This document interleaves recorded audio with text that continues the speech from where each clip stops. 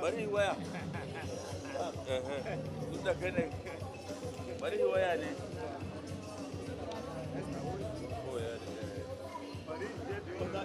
Okay.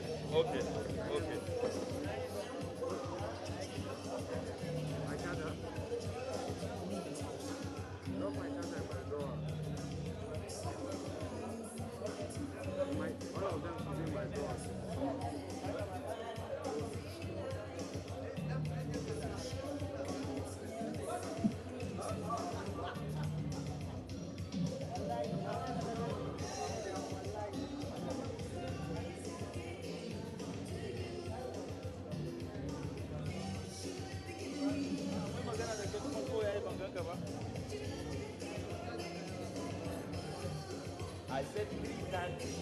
Yeah, by 3:30 program is 4.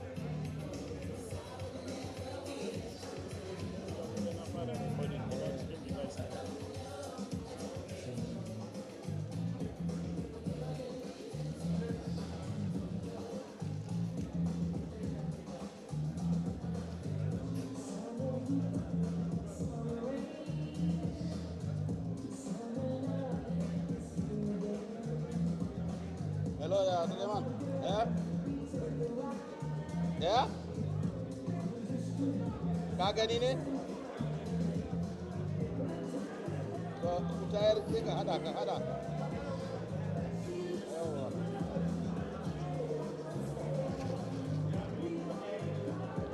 Yana yi ko?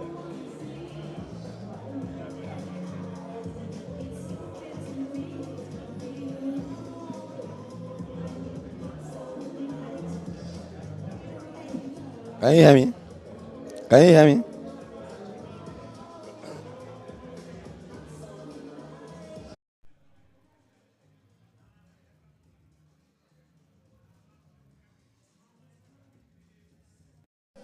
Hello, can you hear me? Hello, can you hear me?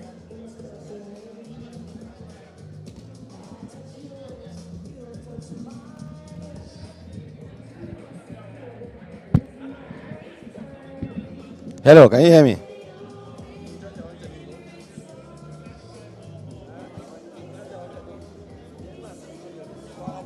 Ana nan.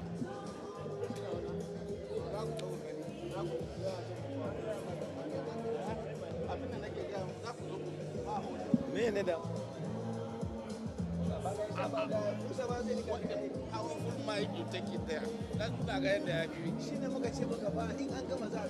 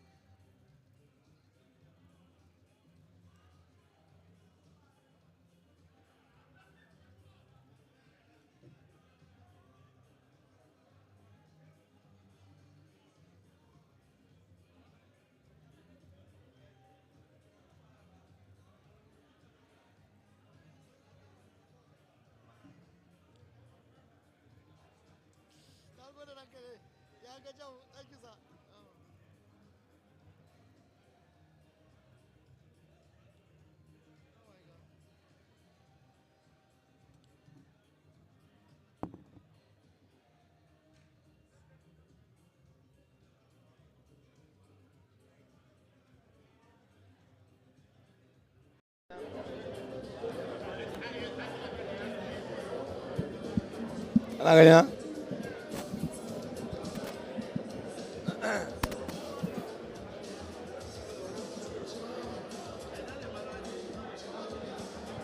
Kabani white shirt, ba? White. White. Kabani white shirt.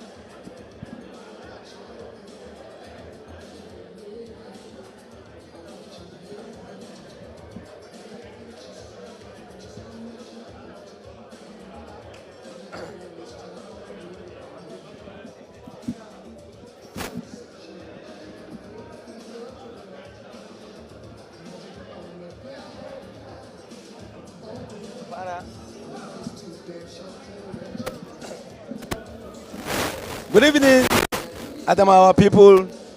Good evening, Nigeria. Good evening, where you are getting us. This is the Adamawa State Television Corporation, Yola, the station for the people. We are now live at the Government House, Yola, Adamawa State. It is an occasion to remember excellence, to celebrate excellence, and to celebrate hard work.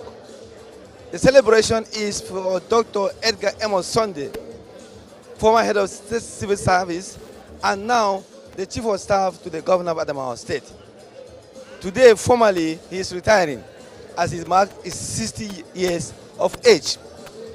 This evening, there is going to be a public lecture. The public lecture is to be delivered by Professor Umar Pate, a professor of mass communication and the vice chancellor of the Federal University of Technology, Federal University Kashiri in Gombe State. Stay tuned as we beam to you live pictures of proceeding here at the Government House, Yola.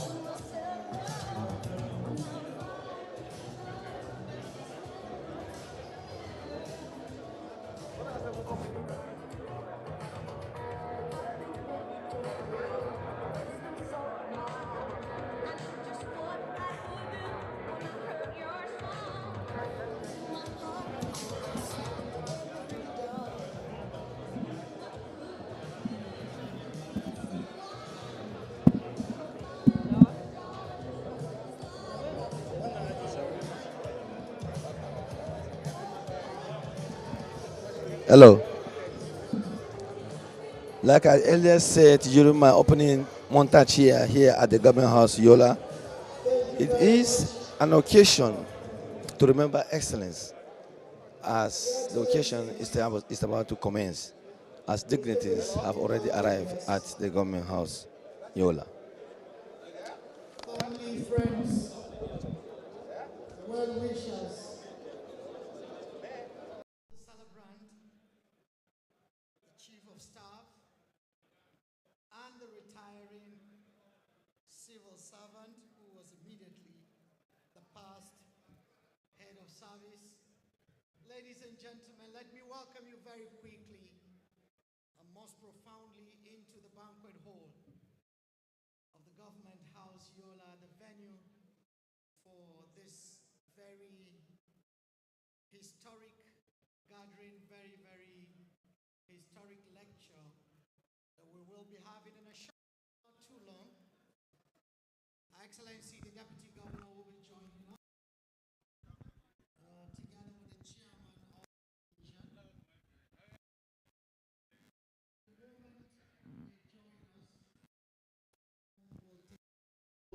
Proper course as planned.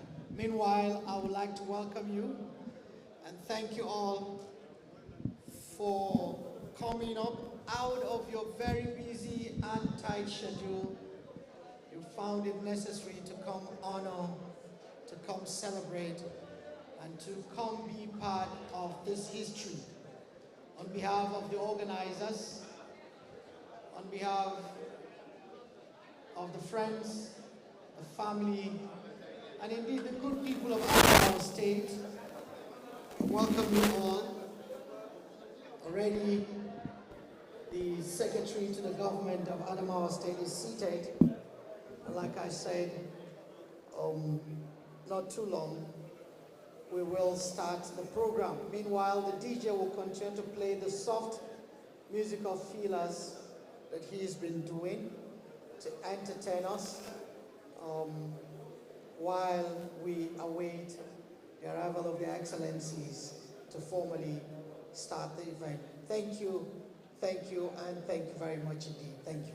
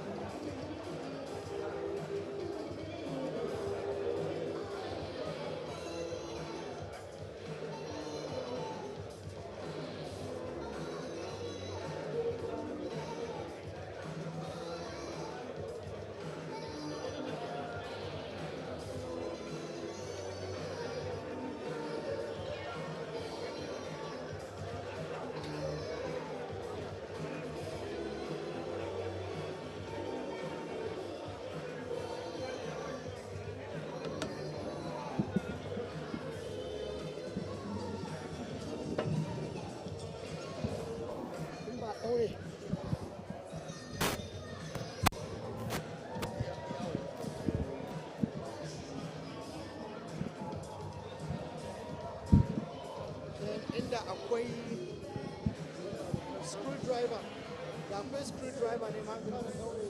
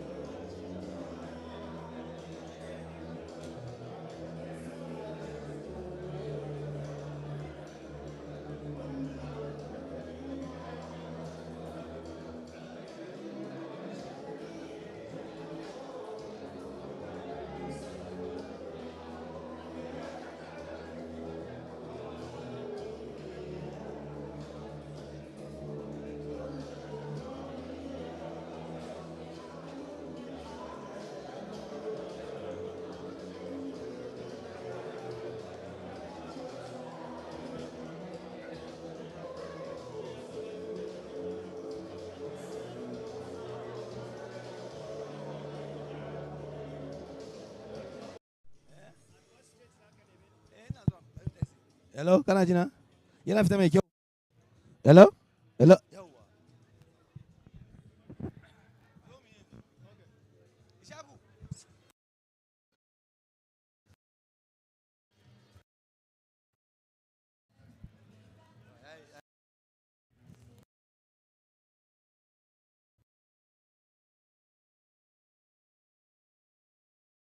Okay, you are just joining us.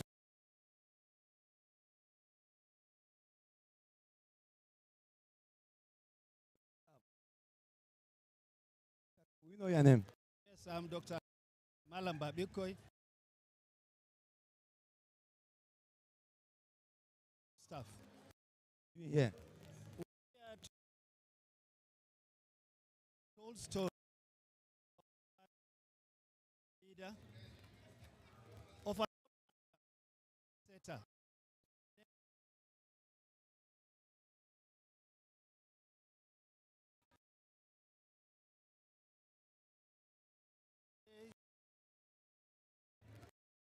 To service and destiny that status of staff.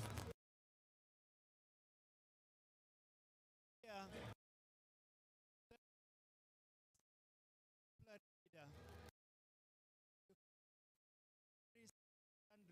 Is around his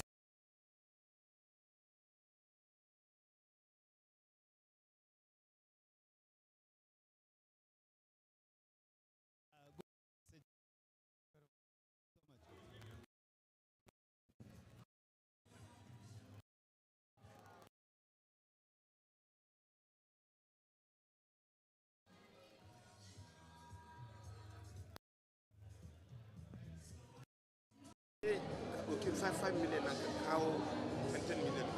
Mun sai da zamu danna mutane. Da su ya gaba. Yanzu kan baya da hujja ai. Yana da hujja? No. Yana da hujja? Wallahi da jama'a mutanen sun kira ni. Yawwa, doctor. Mene sunan former DVC na ko shi na DVC Aiki yan boko ne, bari mu tafi. wallahi ba ta zai aiki Ba dama aiki da wannan kuma na. abin da na gaya wa sani Wannan kuma na. Hello.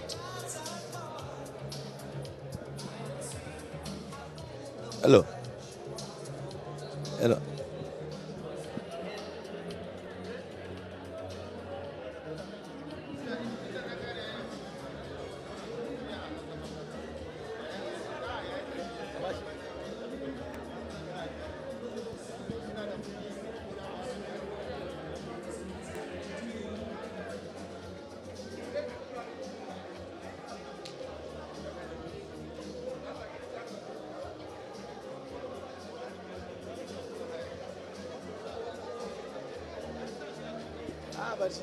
bari zan ce musu su rage za su Ah, rage. babu zai fita.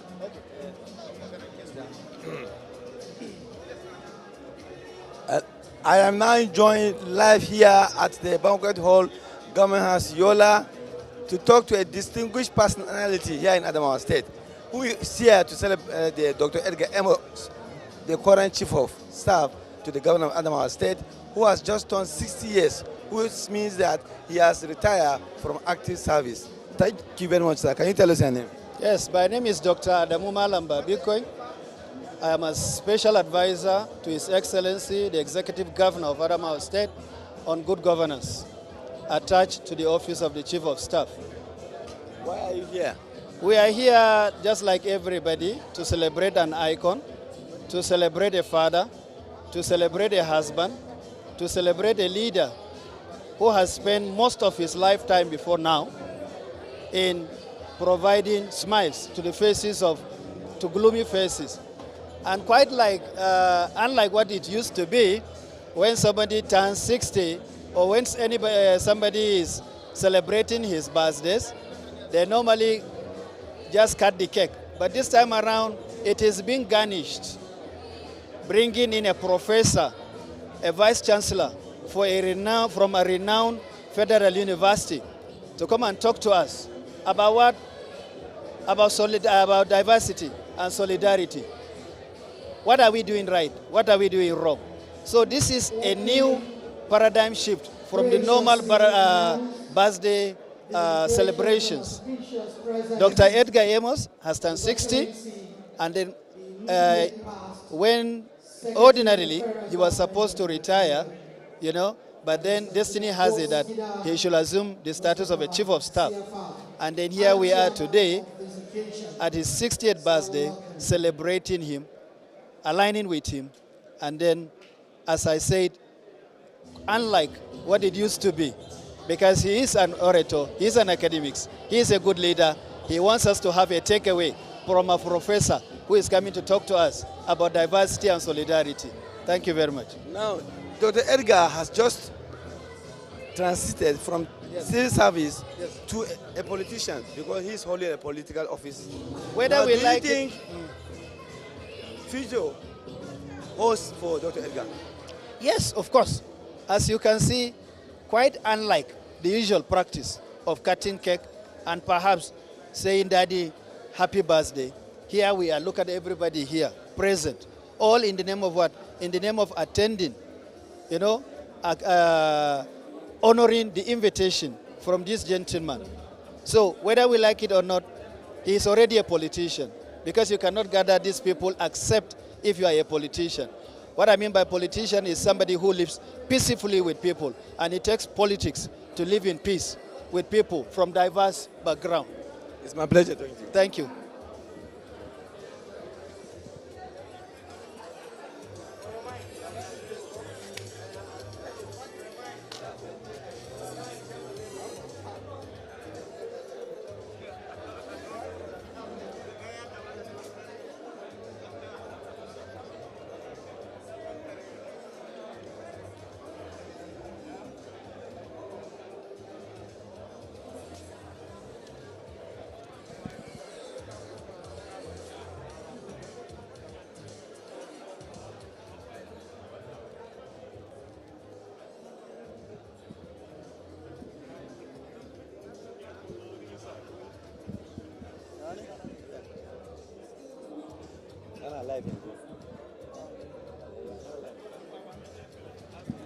Thank you very much, sir, for giving us your time. You are now here at the government house to celebrate the current chief of staff.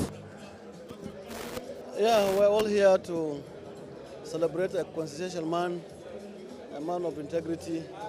Although he's officially exiting the civil service today, but I want to tell you, he has not exited the public service of Adamawa State. Of course, as you know, he is the past immediate head of service, and when he was leaving that part of the divide to this side now, we were actually grateful for a service well spent by him, and we did not regret his leaving, because where he went to and where he is now is still where he can be of much help to workers of Adamawa State. And so we are not apart with him, we are still together with him, and of course he has been so instrumental to some of the achievements that we, even as in Labour Circle, have been able to achieve. So he's still part of us, and we are here to glorify God, to celebrate with him being 60. Being at 60 is not easy. It's not 60 days or 60 months. 60 years is in fact a milestone, and we're happy for him. We can only pray to God Almighty to increase him, to continue to give him strength and good health, so that he will find favor in his present endeavor.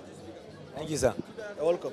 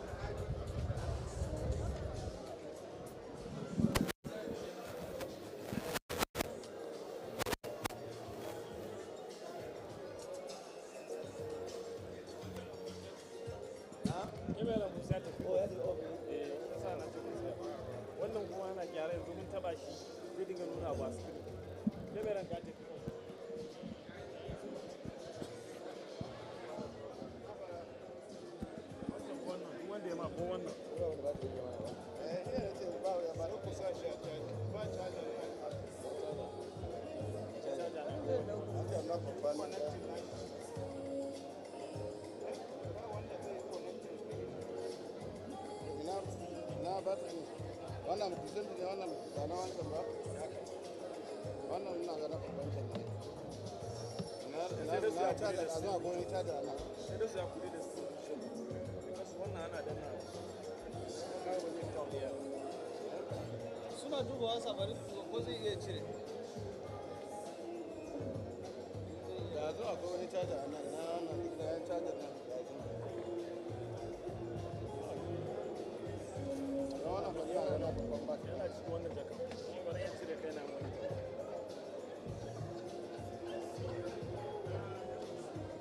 Your Excellencies,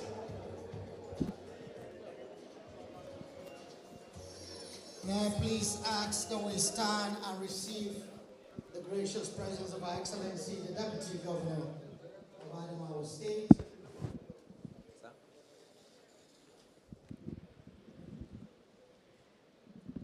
May we please remain standing for the national anthem.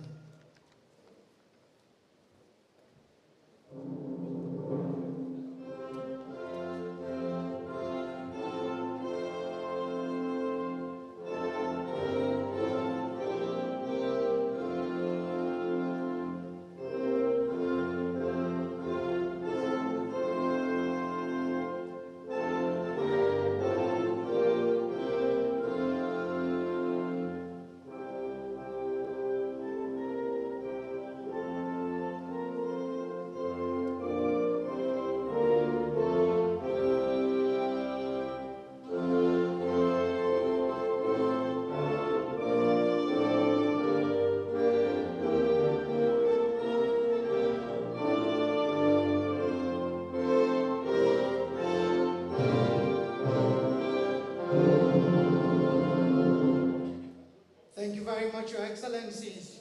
You may be seated. I welcome you very specially. And I thank you on behalf of the organizers of this very auspicious program. Let me now respectfully invite for the opening prayers that will officially commence the starting of this lecture. And to come bring the opening prayers, let me invite the Honorable Commissioner, Housing Development, Adamawa State, Honorable Abdullahi Adam Prambe. As he joins me, I would like to also invite my Lord, Bishop Peter Bard, to please kindly help us come forward for the opening prayers. Thank you very much, my Lord. Thank you.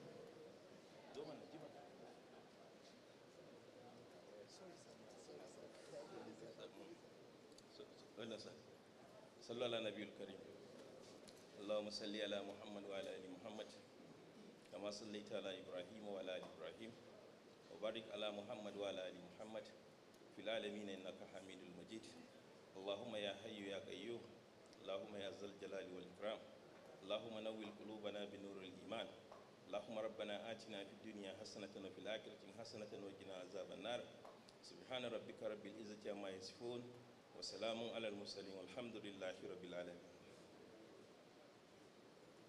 Let us pray. Our Father and our God, we thank you for today. We thank you for the gift of life. We thank you that we are gathered today to celebrate your servant, whom you have kept through dark and thin, to bring him to this stage in his life. We thank you for grace upon him in the course of his career and service. We ask, dear Lord, that as we celebrate this evening, your grace will be showered upon us. Thank you, dear Lord, for in Christ's name we pray, amen.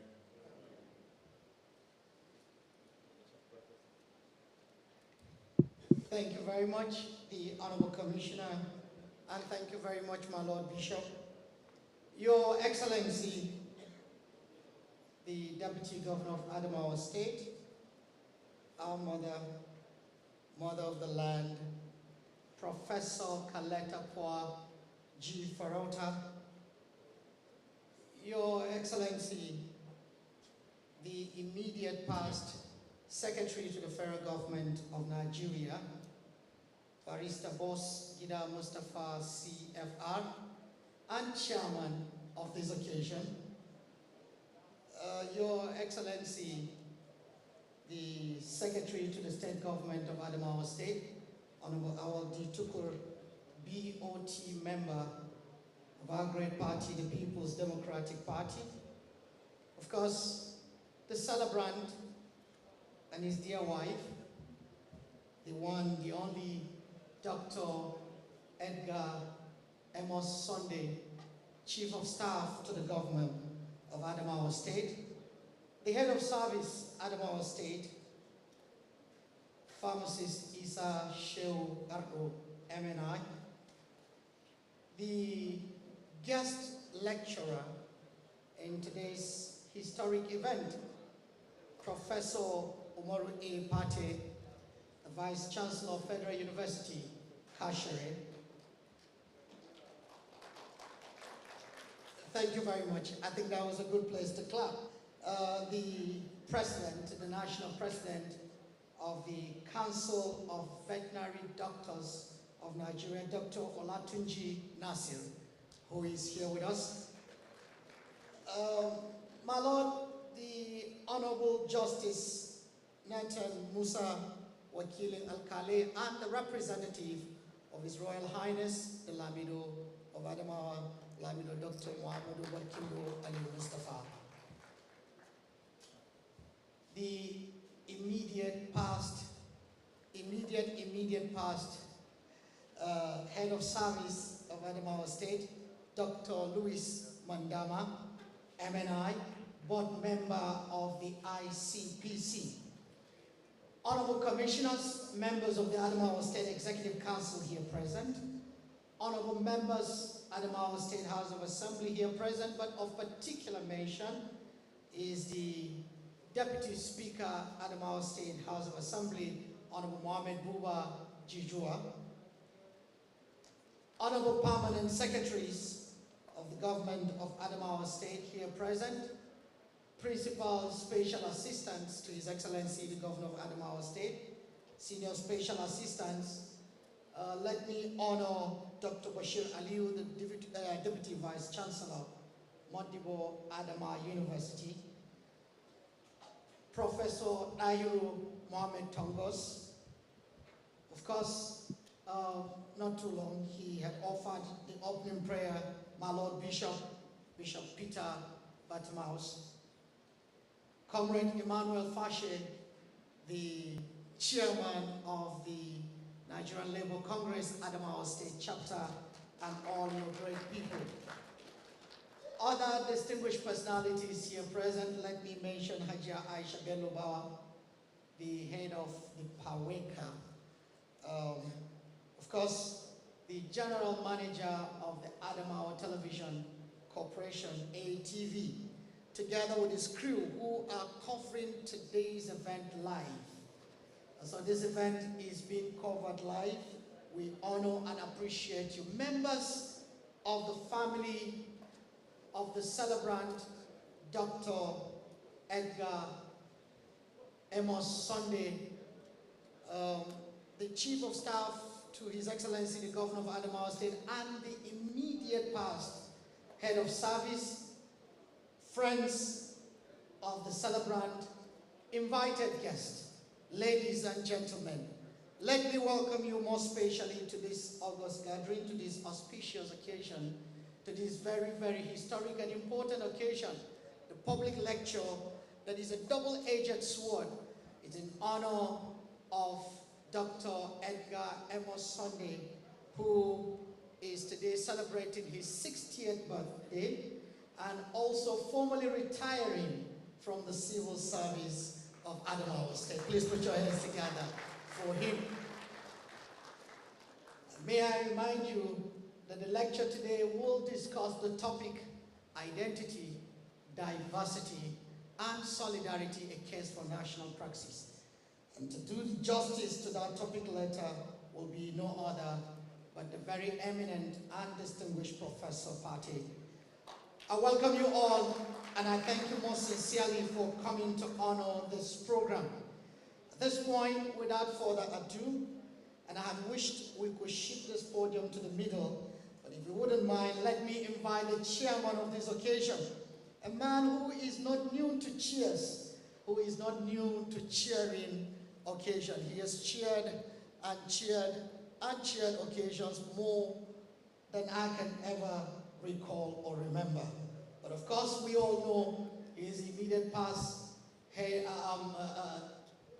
secretary to the federal government of Nigeria, a true son of Adamawa State, one who represented us meritoriously, one in whom we are most profoundly proud. Ladies and gentlemen, help me as I make welcome to the microphone His Excellency Barrister Boss Gida Mustafa CFR, chairman of this occasion.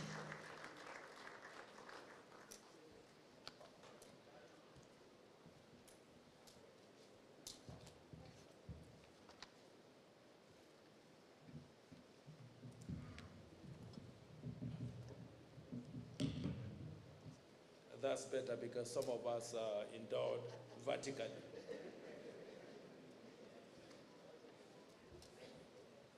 Your Excellency, the Deputy Governor of Adamawa State, Professor Kaletapoa G. Farauta, the Deputy Speaker of the House of Assembly, with other members of the House of Assembly, the Secretary to the Government of Adamawa State, the Chief of Staff, the Head of the Civil Service, members of Adamawa State Executive Council, the representative of the Lamid of Adamawa, the immediate past Chief Judge of Adamawa State, my Lord, Bishop, permanent secretaries, heads of MDAs, distinguished ladies and gentlemen. Before I forget, may I please acknowledge our guest speaker for today, Professor Omar Pate, the Vice Chancellor of Federal University, Kashere. Distinguished ladies and gentlemen, gentlemen of the press. I am always excited to be part of a celebration of successful retirement of any civil servant, but more so for someone who had attained the height of the civil service career as the head of the civil service in Adamawa State. On such occasions, it is usual to say that the celebrant is retired, but not tired. But you would all agree with me that this statement cannot apply to Dr. Edgar Amos Sunday Jagabayungu.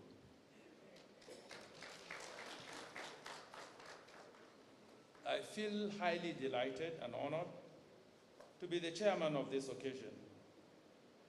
That is more of a 60th birthday celebration and full transition from the civil service to the public service of one of Adamawa's best. I therefore want to thank His Excellency Governor Amadou Fintri for such a privilege to chair this occasion and also see this transition. I've racked my brain extensively to find an apt description of the man we are here to celebrate today. But unfortunately, none of the constructs that I came up with could match how he was described by His Excellency when he appointed him as the new Chief of Staff in 2023. And I quote, this is verbatim from the description of His Excellency Governor Amadou Fitri. And it goes like this. He said, his exceptional organizational prowess and strategic thinking make him an invaluable asset to our administration. With Edgar's guidance, I'm certain we will overcome challenges and achieve remarkable progress, end of quote.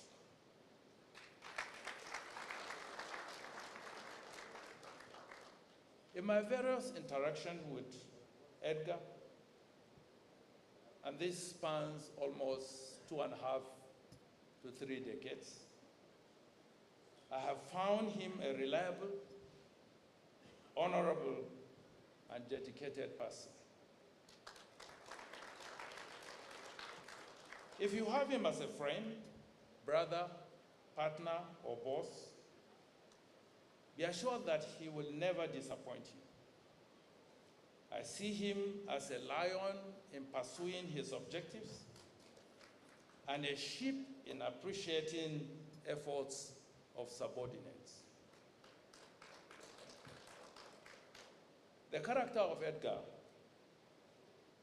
epitomizes what every public servant in Adamawa State should emulate, because this is what has kept him in government at the highest decision-making levels in Adamawa State for this long. You will all recall that he was appointed by the government of a different political party, and I was part of that process. And was not only retained by the present government, but given new responsibilities.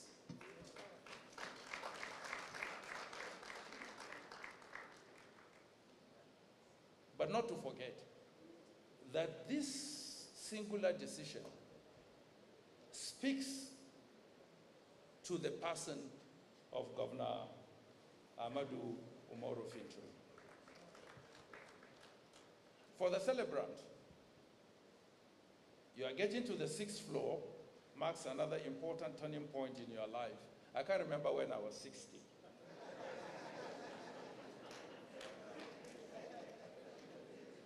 Truly, I'm 68 this year, by the grace of God. From my experience, your family, your friends, community and state and national by extension will be looking forward to how you will better and sustain the legacies you have already created. This is a challenge you must gladly accept. And I pray that God Almighty, who has always given you the wisdom and courage, will continue to support you with His grace. The choice of the topic for today's lecture could not have been more appropriate, because as a state, we have appreciated our collective identity that was woven with our complementary diversity, and we keep working to strengthen a solidarity that makes us proudly say, Adamawa Barago.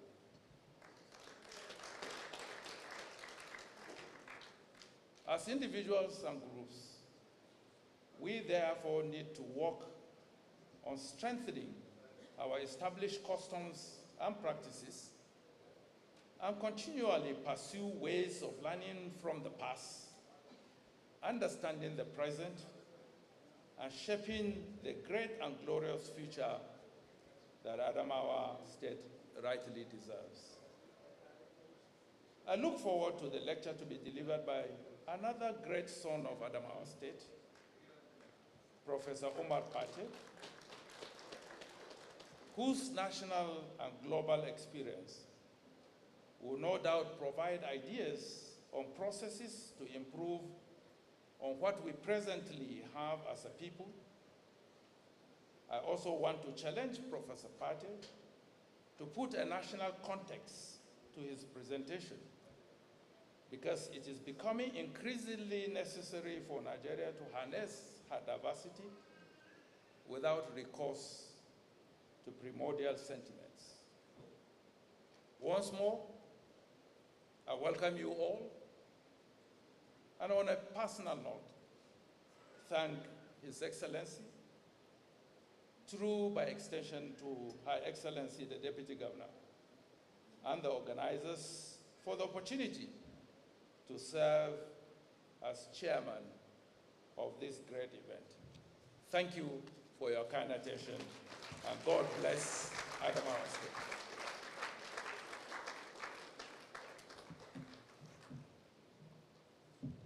Thank you very much, Your Excellency, the chairman of the occasion, immediate past Secretary to the Federal Government. Please put your hands together once more. Let's honor and appreciate the chairman for those very precise, incisive, concise, straight to the point words, and then very kind words that he has spoken, especially on Dr. Edgar Amos Sunday. Once again, please let's give him a round of applause. Thank you. Thank you. And now at this point, I'll invite a couple of people, just a few people, more than a couple probably, to bring goodwill messages. And I've been told to tell them everyone will present his goodwill message in 3 minutes, because we're allocating 15 minutes for the goodwill messages. What it then means is that if you pass your 3 minutes, you will be eating into the 3 minutes of the next person that is bringing a goodwill message, and that will constrain that next person. But of course, after the goodwill, he might need to go to you and retrieve his other minutes that you've had to chop into earlier. So ladies and gentlemen, to start, who else will be better to bring the first goodwill like the predecessor who the celebrant succeeded as a successor. Ladies and gentlemen, please help me as I make welcome Dr. Louis Mandama, MNI, for his goodwill message. Thank you, sir.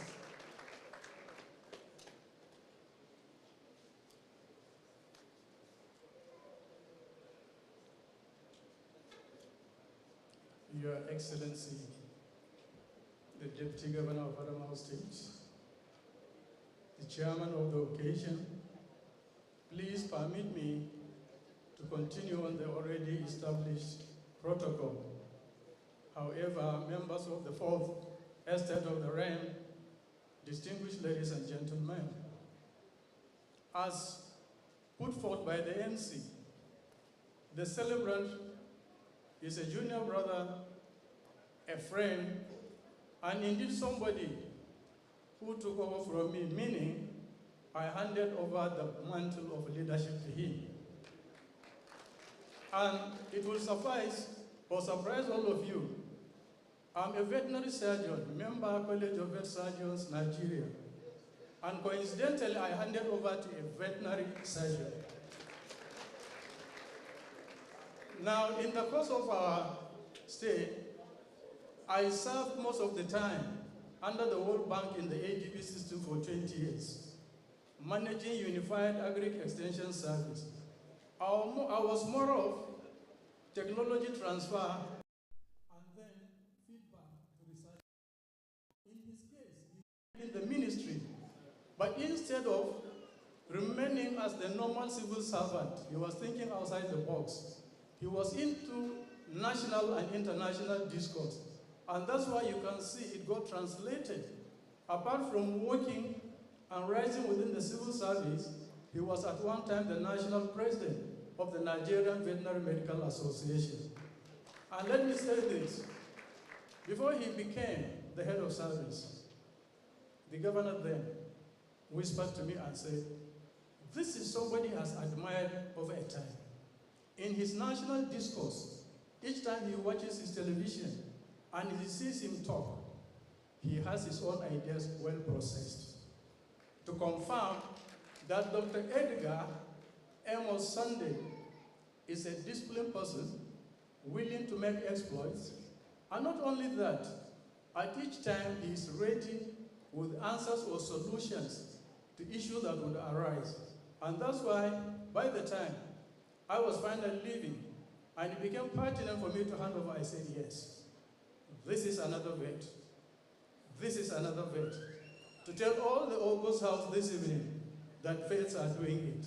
Today, our national president is here to confirm to you, we have done it in Adamawa and we know we can do it in Nigeria.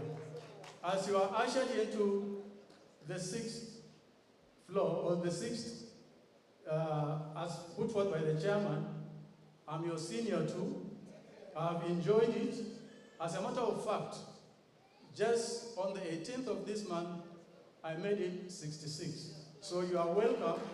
God bless you, and I wish you the very best of luck in your future endeavor. Thank you, and God bless you all. Thank you very much, Dr. Louis Mandama MNI, the predecessor to the celebrant. Now that the predecessor has spoken, I feel who better to take on the next goodwill message than the successor. Ladies and gentlemen, please help me as I make welcome pharmacists. I wanted to say that pharmacist so they don't think it's another veterinary doctor.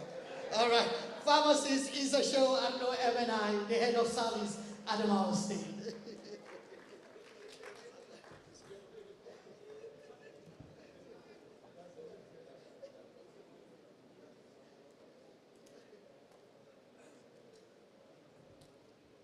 Your Excellency, the Deputy Governor, Professor Kalitapwa Farauta, the Chairman of this occasion,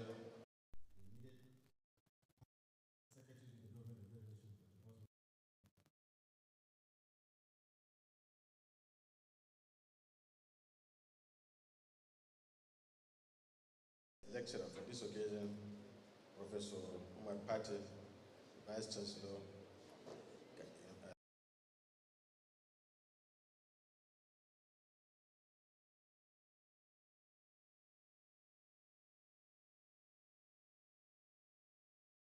gentlemen, good evening. We are all gathered here today to pay tribute to Dr. Edgar Amos Sunday on this special occasion of his 60th birthday and also his former retirement from the civil service. On this special day, may we all be surrounded by the same kindness and warmth you have shown us all. You were a true inspiration and a very dedicated officer by excellence throughout your years of service. Your dedication to work has been the main driver to success in the workplace. As you see another year of an inspiring journey, and on behalf of all the civil servants of Adamawa State, I say congratulations for attaining this feat. Happy birthday, sir.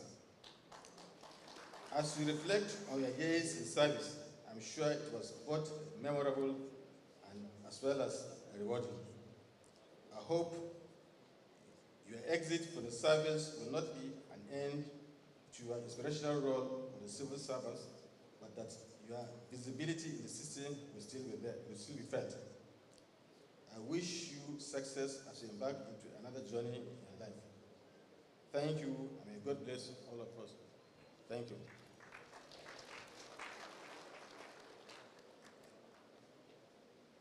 Thank you very much, sir. The head of service, Adamawa State Pharmacist Isashio Ardo MNI. And now let me bring the chairman of the NLC. The NLC is the, not antagonist actually, but has always been at loggerhead when, you know. But today, let's hear what the NLC will say about the person of Dr. Edgar Amos Sunday. Comrade Emmanuel Fashe, the chairman.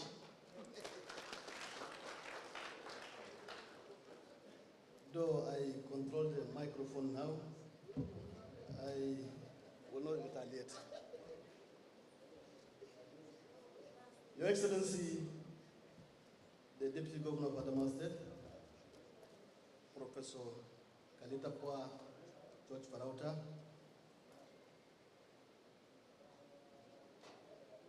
the immediate past secretary to the Government of Federation, our elder brother, Barrister Boss Gida Mustafa, the chairman of this great gathering, my teacher, Professor Pate, the Secretary of Adamawa State Government, the head of service, and other dignitaries here. Let me follow other speakers to respect the protocol already laid and forge ahead because of want of time. Well, I'm happy that I've been chosen to say one or two things as goodwill message. I am further happy that I will say it before the guest speaker will rise. Otherwise, speaking after a teacher must have spoken is usually very difficult. You would say that is not what we taught you. I am privileged to have been taught by this renowned scholar, a guru in the communication world. Is known as the communication world globally. And if you talk of the community radio, you cannot say one or two things in community radio without mention of the mention of the name of Professor Pate. We're so happy to have been mentored by him. Thank you, sir.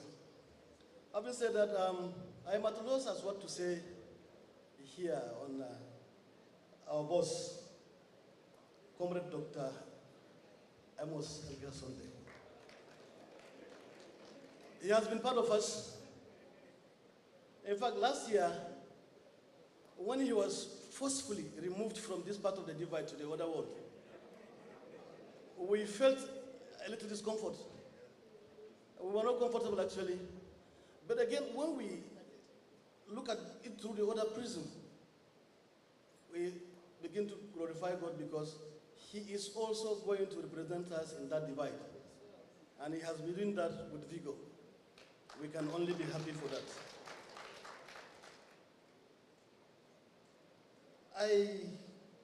The MC said only 3 minutes. How I wish it is not only 3 minutes. But again, I have to summarize. Dr. Edgar is to many people a lot of things. But to us in the labor movement, he is a straightforward man. And that was why when he was taken from us to the other divide, we were a bit scared that his straightforwardness might bring him in conflict with the people on the other divide. Because these people are not, sorry, I can see that the SSG is looking at me. They don't actually act straightforward. And that is why in the labor movement, when you say, we are not actually antagonists. At times we are protagonists. So I want to say, we were so comfortable because when you go to Dr. Edgar and he says yes, then be sure that we will stand on this yes. But when you say no, then be sure that you don't even bother. But in the other divide, if you say yes, they will be comfortable. If you say no, they will not be comfortable until you turn the no to yes. So we were scared how he's going to handle the other divide. But to God be the glory. It's a success story. I want to say that the administrative prowess and the intellectualism in Dr. Edgar, sorry, to vet doctors here, was actually surprising to most of us. When he was first appointed as permanent secretary, he displayed that, and when he was appointed as the head of service, we were thinking, yes, Dr. Mandama was there, he handled it well, but most these things continue to be vet all the time. Now, and I was thinking for some of us that have gone through the rank actually in admin career, we were thinking that even permanent secretary and that office is the special preserve of admin officers. But of course, you can know that you can even see from their display that they can do it even better. The comment of another professional too that is not an admin officer, the pharmacist, we were also thinking, can he handle the ship? But he's handling the ship perfectly well. And one veterinary doctor is rearing his head up. We are fearing whether he's going to take over from. I'm not preempting that. I want to end by saying congratulations on your 60th birthday. We are still on the 5th floor, so I'm your junior brother. Some of the people that have spoken are your senior brothers. So I don't know what is on the 6th floor, but they know it. So they have advised you on how to handle the 6th floor. I can only pray that the 6th floor will be more comfortable for you. The 6th floor will be more glorious and be more blissful than the 5th or 4th or the floors that you've left. We want to pray that God Almighty will continue to strengthen you in this your present and future endeavor. I will end by expressing our profound gratitude to God Almighty and His Excellency, the Fresh Air Governor, the ATM Governor, the Workers Governor, for looking the labor side now and appointing one of us as Commissioner Designate. We in the labor movement are so grateful and will continue to be grateful. We will show those on the other divide that yes, from labor, we can do it even better. Thank you, Your Excellency. I want to pray that ranka dade wannan inda kake ya zama da albarka fiye da inda ka bari. Amma ka ci gaba da tuna da lebo kamar da kake tuna a kullum din nan. Allah ya ba albarka a shekaran ka 60. Allah ya kara maka shekara 60 zuwa nan gaba masu albarka. Na gode. Thank you so much.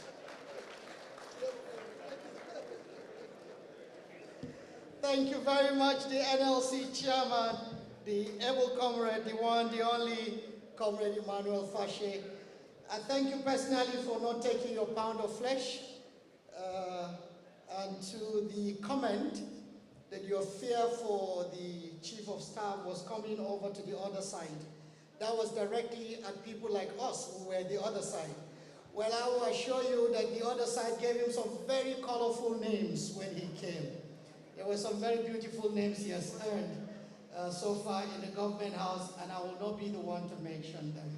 I thank you very much. Ladies and gentlemen, Your Excellencies, with your kind permission, let me now invite my Lord Bishop, a dear friend, apart from being a spiritual leader, but a dear friend of the celebrant, Dr. Edgar Amos Sunday. Personally, my teacher, a man who raised me when I was in secondary school. Bishop Bart was the man who was the traveling secretary. That was what we used to call him in the FCS. And they were the people who nurtured and raised us to where we are today. With profound honor, please help me as I make welcome Bishop Peter Bartamaus as he brings his goodwill message. Thank you very much, sir.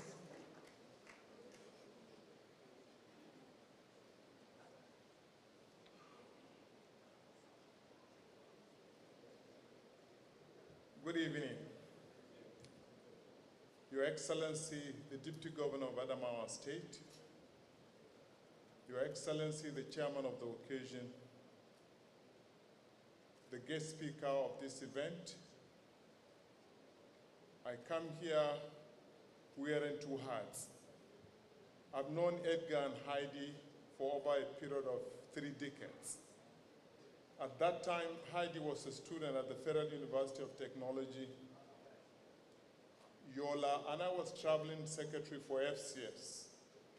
At that time, Edgar was somewhere in Gembu, and when they come out on a date, they will come visit me at the Karewa FCS house.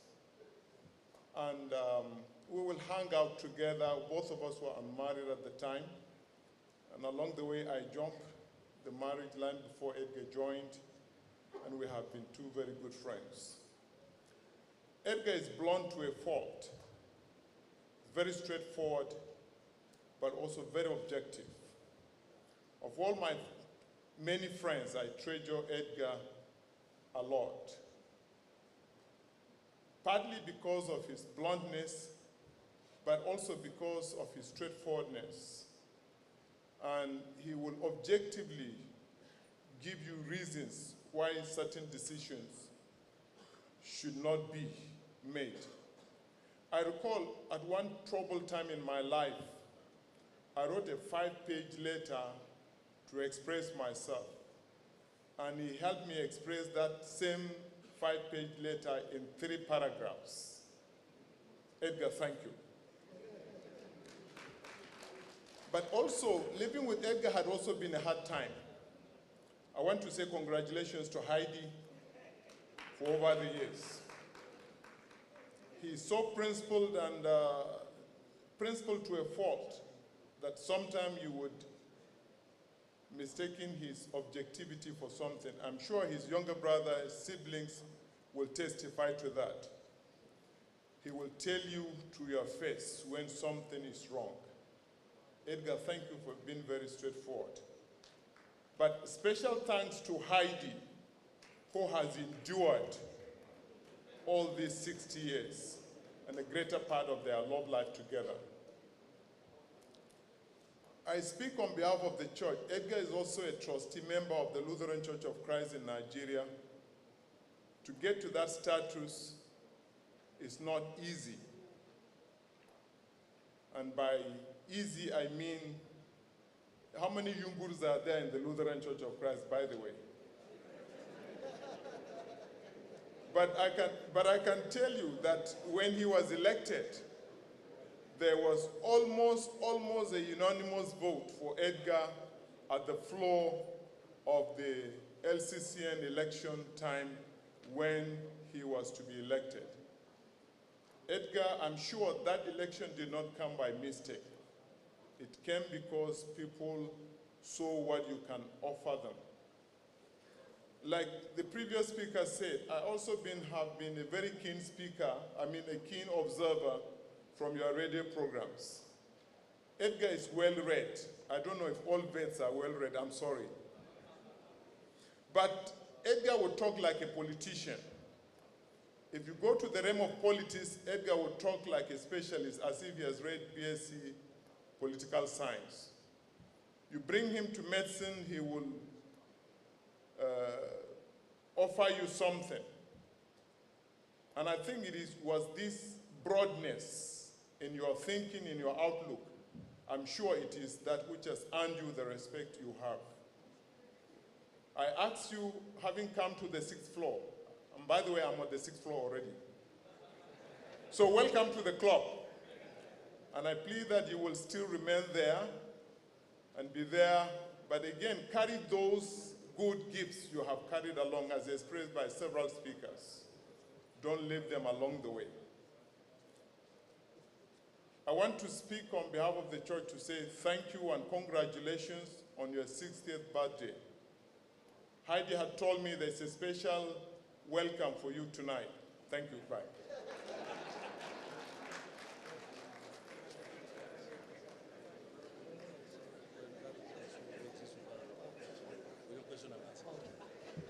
Thank you very much, my Lord Bishop. Who better to speak on Dr. Edgar Amos Sunday like you have done? Thank you, my Lord Bishop. Thank you indeed. And now, ladies and gentlemen, members of the press, we will have to remain here, right? We were thinking the podium could be shifted so that while you're speaking, this forms the background. But my fear is if we shift this now, the cameras may have to shift. And that means the cameras will also be blocking the high table. So we might just have to remain here as it is. Is that okay? All right, thank you very much. And now with profound honor, I welcome my own teacher, a woman of many parts, a distinguished Nigerian, a distinguished woman who had rose through her own career steadily, day in, day out, one step at a time, slowly but surely. She became so many things, apart from just being a teacher. She became the executive chairman of the Adamawa State Universal Basic Education, became Honorable Commissioner of Education, Adamawa State, became acting Vice Chancellor of the Adamawa State University and substantive Vice Chancellor.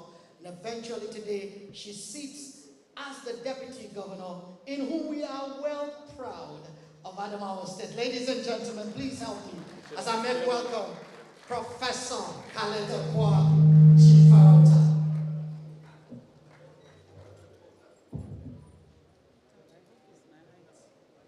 Thank you, sir. Please sit down.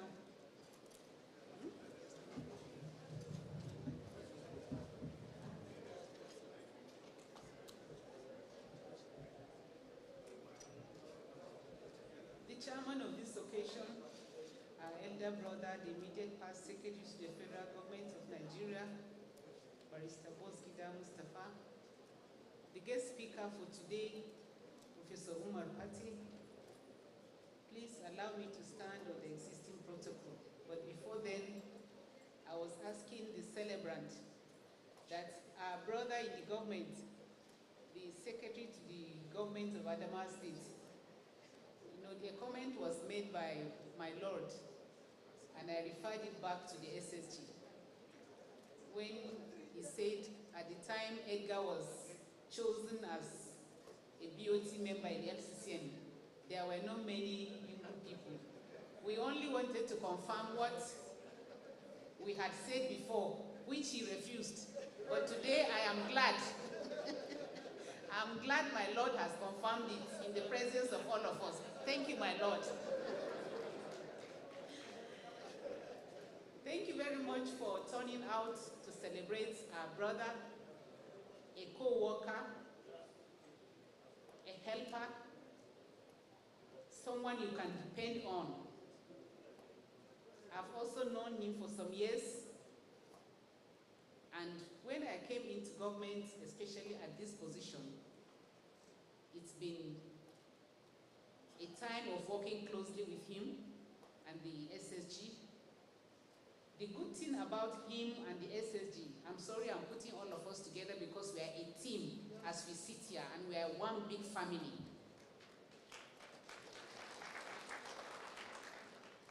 And that is because His Excellency, Right Honorable Amadou Morifintri, who is our principal, also believes in all of us.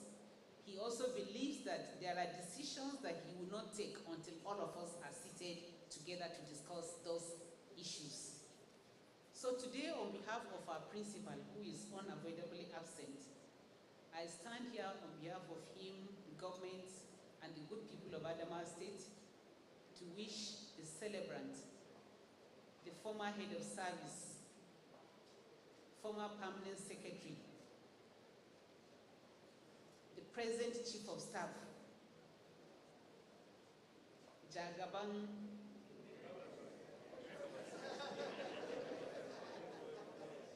Okay, you have concluded it for me. Thank you very much. So he's a chief. He's not only a doctor, he's also a chief. We wish you all the best as a government.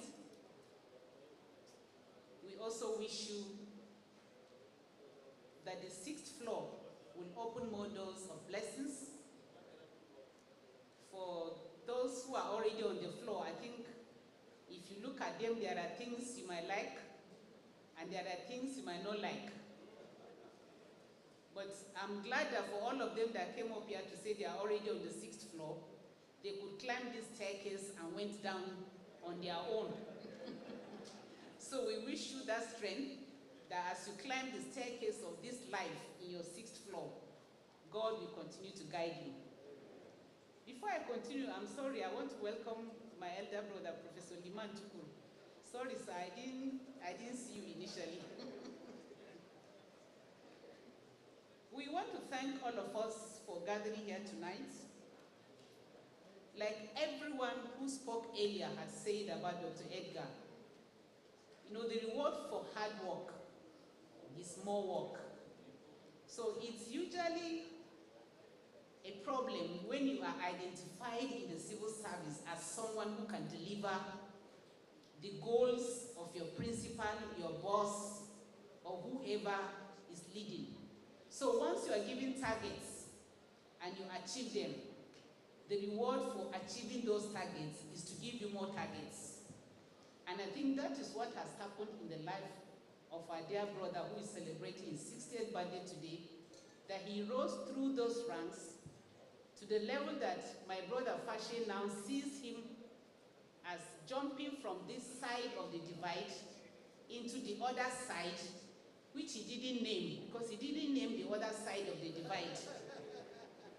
But we want to assure you that he is well assimilated on the other side, and he is still achieving the targets and the goals being given to him, and that is why he can be trusted and be moved from one level to the other, because trust is very important in every delivery of targets when you are given by a principal or a boss. And Dr. Edgar has proven that he can be trusted by delivering the targets he's given. And I think that is why he's moving steadily from where he is to where God has brought him today. So congratulations, Dr. Edgar Sunday. All we can wish you as a government and as a people is good health, that you continue to deliver on your targets as the Chief of Staff to the state government of Adamawa State and to His Excellency, that you continue to be the dependable ally that he needs and that all of us need at this time. Happy birthday.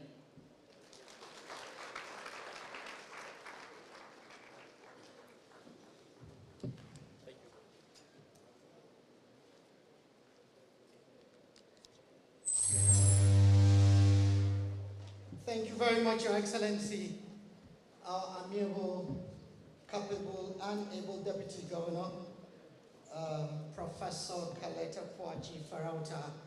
We thank you indeed so very much.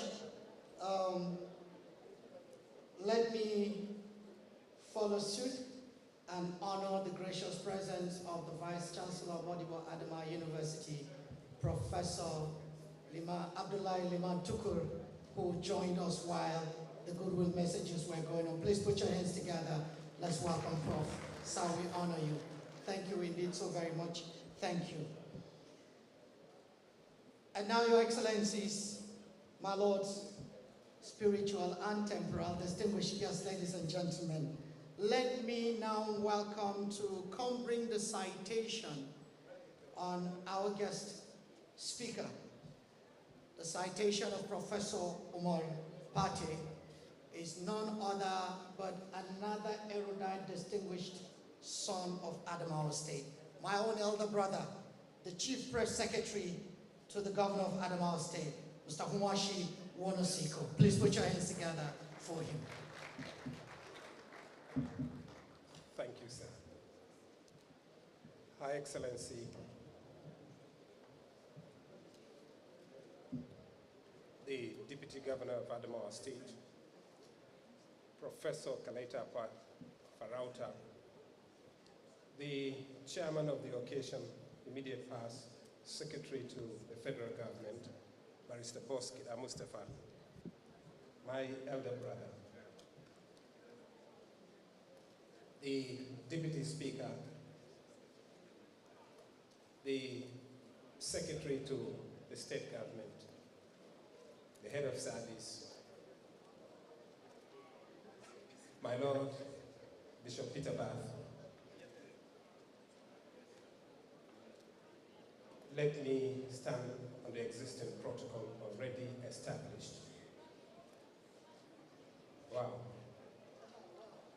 When I was asked by my boss, the Chief of Staff, to come present the citation of this great son of Adamawa State, Professor Umaru Pate, I stood for a while and I asked the Chief of Staff, am I actually qualified to present the citation for this general in my unchosen profession? Professor Pate stands as a colossus in our profession and is somebody who we all look up to in the media world. I was never his student, but somehow, divinely, God brought us together. I do not actually know what he saw in me, and he made me one of his disciples. I have attended conferences and workshops locally and nationally by his own invitation. And I stand here to say thank you to Professor Pate. Well, my job is simple, just to present a citation on this erudite speaker, elect professor. Oh, Professor is already here. I wanted to invite him. Thank you. Professor Umaru Pate, the Kaigamang Adamawa, is a professor of media and society and the current Vice Chancellor of the Federal University Kashere in Gombe State. He was appointed the Vice Chancellor of the Federal University Kashere in February 2021. Before then, he had served as the founding Dean of the Faculty of Communication, Bayero University, Kano, and the immediate past Dean of the School of Postgraduate Studies and the acting chair of the Committee of Deans and Directors in the same university from 2019 to 2021.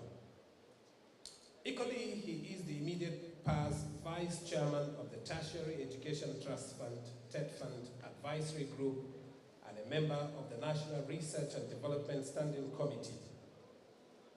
Before relocating to Bayero University, Kano as a professor, he had served as a professor in the Department of Mass Communication at the University of Maiduguri, where he rose through the ranks beginning as a graduate assistant in 1988, an associate professor in 2002, and full professor in 2007.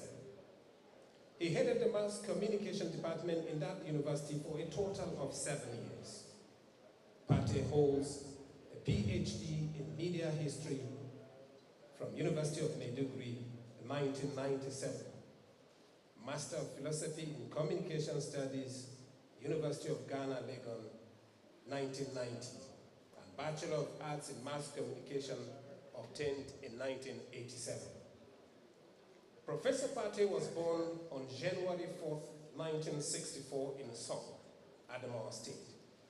He attended Nasarawa Jireng Primary School from 1971 to 1976 and proceeded to Government Secondary School, Government College, Maiduguri, where he completed as the overall best student in the GC O-level examinations in the arts sequence in 1981.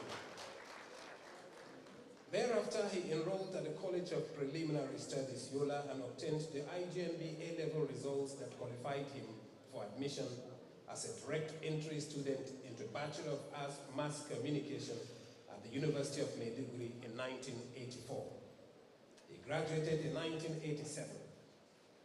At the request of his then head of department, he was retained for his National Youth Service Corps year in the department.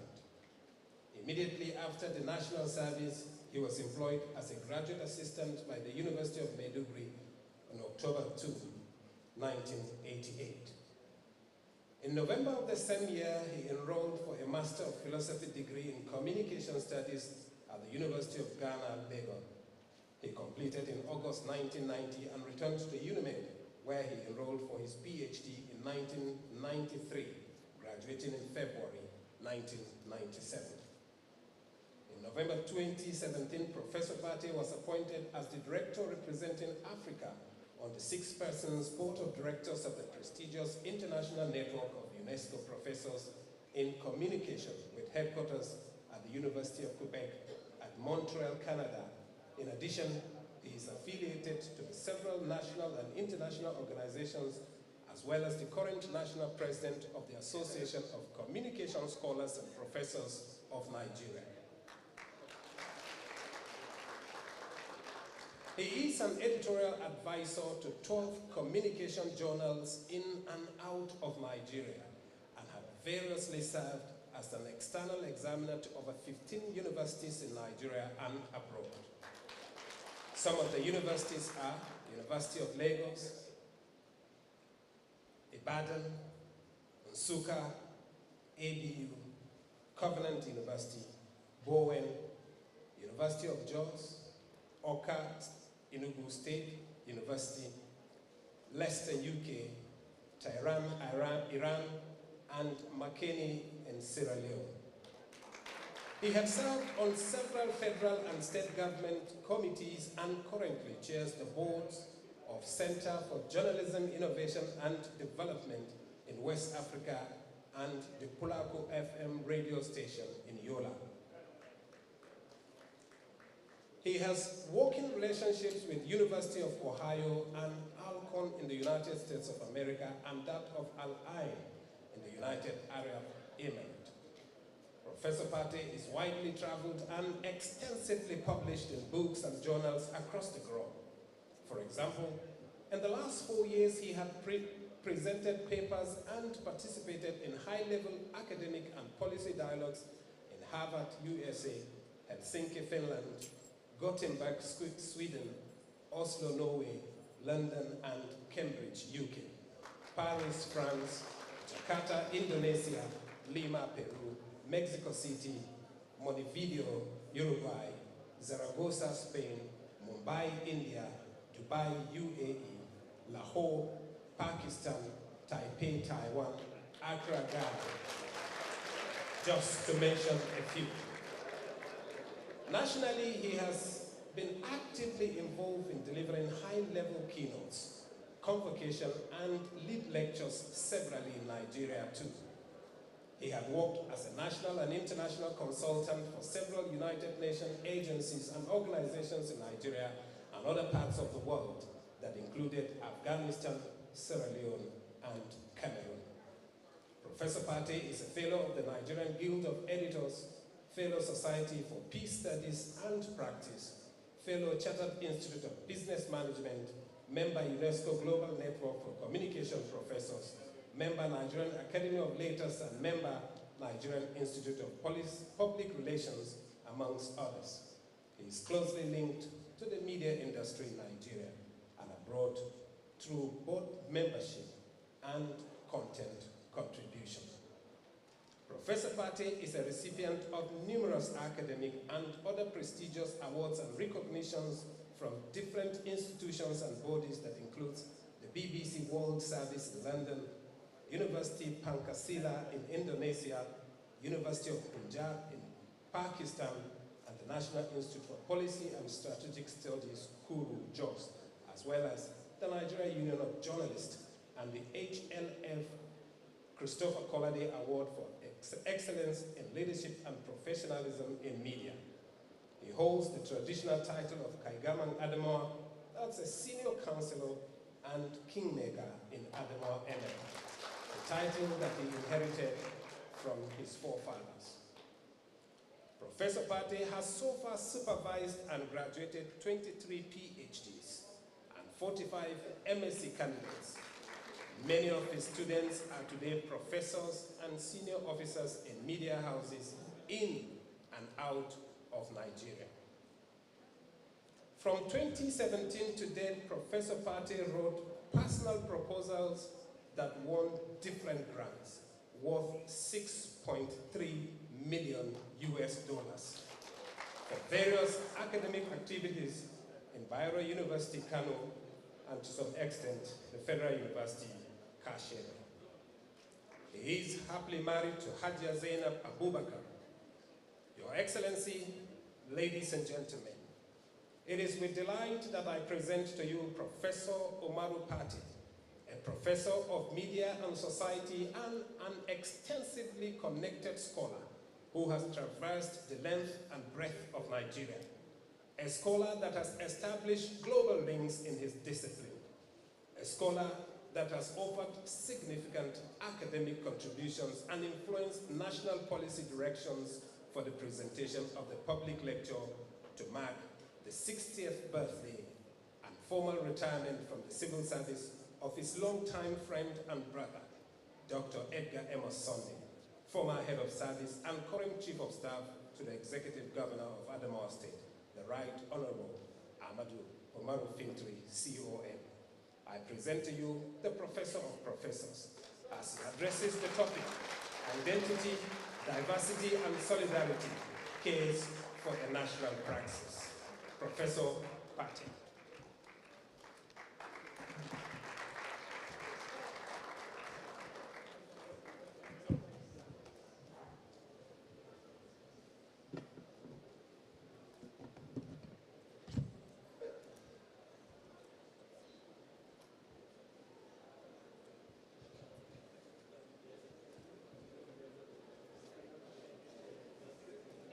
Your Excellency, the Deputy Governor of Adamawa State, Professor Kaletekwa Warauta, the Chairman of the occasion, and Elder Statesman, Dr.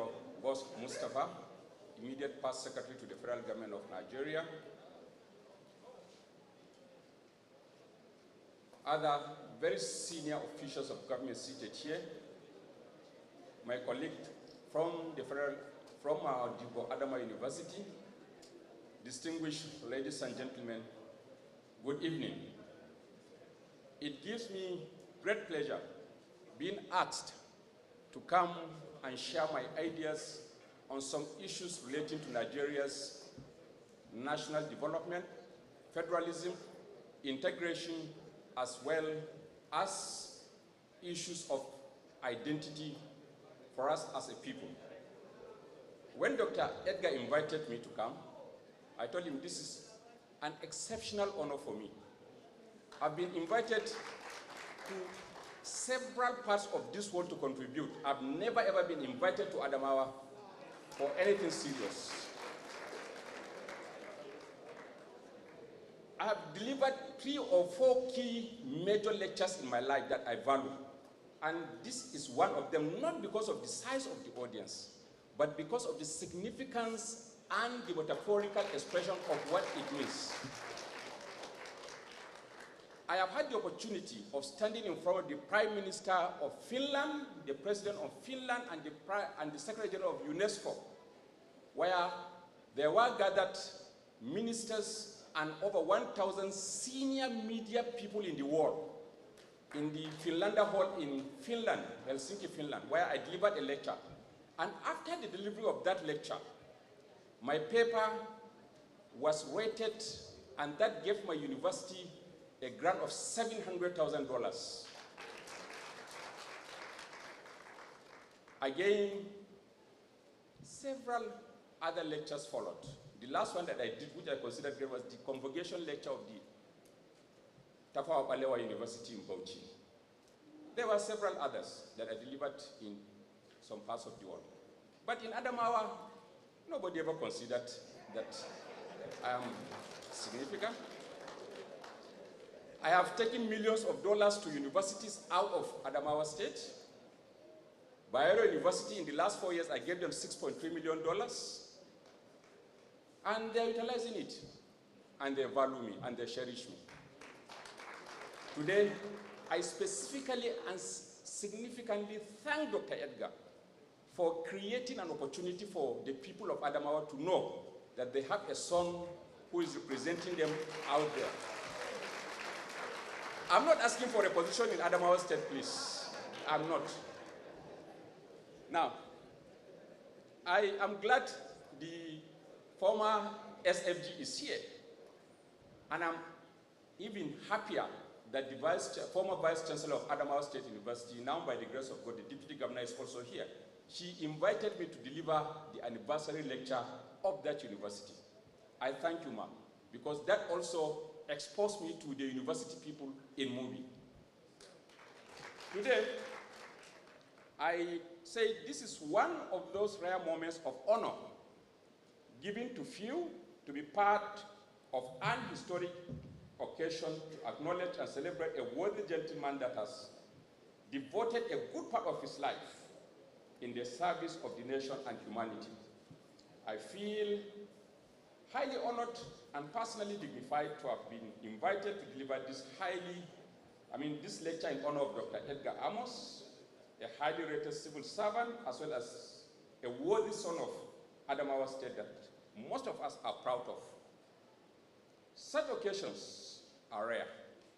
And for one to be invited to share his thoughts as a speaker in the midst of distinguished audience like today's is personally gratifying and publicly uplifting. Indeed, my appreciation is deep for Dr. Edgar for his kind invitation to be part of this once-in-a-lifetime event. You don't mark 60 birthdays twice, you mark it only once. In particular, I'm highly impressed seeing the galaxy of elders of the state, as well as relatives, friends, well-wishers, and admirers who have come here to rejoice with the former head of service and now the chief of staff of the state. Surely, getting people together in your honor can be gratifying as it symbolizes your perception and respect in the hearts of others. It tells you what people think of you and the extent to which they may be willing to endure some level of discomfort in order to prove that the account of goodwill you have opened in their hearts is not dormant. My relationship with Dr. Edgar dates back to the University of Maiduguri days in the mid-1980s when we were undergraduate students. But I think it may even be much earlier than that, when we were in primary school in the 1970s. Anyway, the relationship blossomed in our adult professional life. Many reasons brought us close to each other, two of which are his passion and interest in journalism, as well as his participation in civil society activism. Except for those who may know him well, Edgar can easily be mistaken for a professional journalist or a student of any of the social sciences because of his visible interest and active journalistic contributions on various media platforms as a columnist and commentator on national and international issues. Evidently, he is a gifted fellow at heart and spirit that was not trained to be so. However, we have appreciatively accepted him into the journalism business. Many more positive points united us that I may not have the time here to explain. But the summary is that we share many thoughts on a number of issues relating to national development and good governance. Mr. Chairman, sir, in the course of my public outings, especially in recent years, I've had the opportunity of sharing my thoughts on some issues of identity, diversity, national integration, and global peace and development with distinguished scholars, frontline professionals, bureaucrats and administrators, students, and highly perceptive scholars across the globe. Understandably, therefore, I feel humble with gratitude as I thank Dr. Edgar, His Excellency Governor Ahmadu Umaru Fintiri, the Speaker and members of the State House of Assembly, members of the State Executive Council, and all other highly respected personalities seated here for lending me their attention at my home base, Yola. Now, the man Edgar. How time flies. Today, Dr. Edgar and myself are 60 years old. Just like yesterday in September 1976, few months after the creation of the defunct Gongola state, young Edgar Amos was admitted to GSS Ganye after his primary schools in Mayobelwa, Yola, and Dumne. At the same time, I also proceeded to Government Secondary School, now Government College Maiduguri, for our normal secondary school education. Both of us successfully completed our secondary school education in 1981 and eventually got admitted into the University of Maiduguri at different times for our first degree programs in veterinary medicine for himself and mass communication for me. The rest, as they say, is history. We thank God that we are able to journey through the turbulence of life and be where we are without accidents and incidents.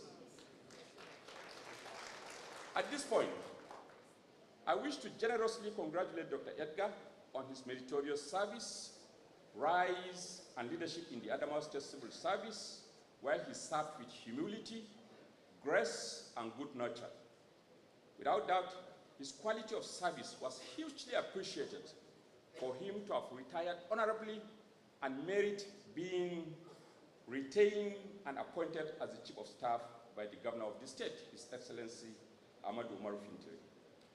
The Governor's action is a clear testimony of the government's satisfaction and expression of confidence in the conduct, behavior, and performance of Dr. Edgar as the head of service.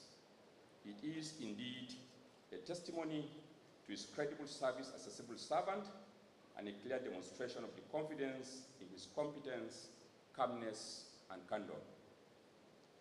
We know that the office of the head of service is very demanding and complex in coordinating the direction and complex routines of the state civil service. It is an office that requires a trusted leader equipped with the broad knowledge, exceptional interpersonal skills, measured speed, and gifted drive to coordinate its complex and sensitive activities of governance.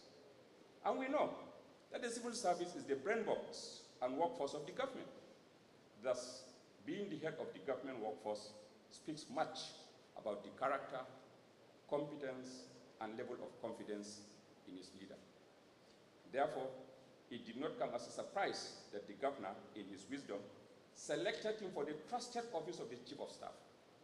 I salute the good judgment of His Excellency in identifying and appointing Dr. Edgar for his onerous task. We are confident that he will justify the trust of the governor. Dr. Edgar's success in his studies, career, and human relations did not happen accidentally. It is a product of his upbringing, quality of education received, religious and cultural values, professional discipline, and environmental influences. These elements shaped his worldview, defined his philosophy in life, and generally guided and continued to guide and shape his understanding of life and living. One can easily see the manifestation of those values in the career and character of the celebrant. By every standard, Dr. Edgar is a cosmopolitan Polish Nigerian whose understanding of life and societal development is dynamic, broad-based, and encompassing. I have read his writings and listened to his views on some national issues like integration, unity, and interpersonal relations. He is democratically minded. He has worked for the collective development of Adamawa and his people. He is a strategic promoter of positive values and cultures for general good. Indeed, for Dr. Edgar, occupying a public office is not something to crest for, but when it comes, like it did for him, it should be accepted with appreciation and use the power of the office to promote, protect, and project the human condition. He is a bridge builder, gifted with outstanding human relations across religions, ethnic and professional boundaries. He epitomizes humility with cultured and humane identity. His characteristics and conduct are some of the ingredients we desperately need among Nigerians to build a united democratic country of our dream. Thus, the topic for today's lecture is deliberately selected by the celebrant and the guest speaker to reflect on his philosophy and worldview about some of the contentious issues in our national question. Now, Nigeria and its unity. We are talking about identity, diversity, and integration in the Nigerian context. Today, we live in an overheated world characterized by tensions, changes, and challenges. Nigeria is not spared from the global overheat. The country is in tension. The nation is battling with internal and external tensions caused by the evolving forces of globalization, poverty, and other transitory systemic and structural influences. As a consequence, the country has become a battleground not only for ideas, but for destructive forces of insurgency and terrorism, upsurge of ethnic nationalism, religious fundamentalism, widespread conflicts, damaging corruption, and visible frustration and desperation in the human condition.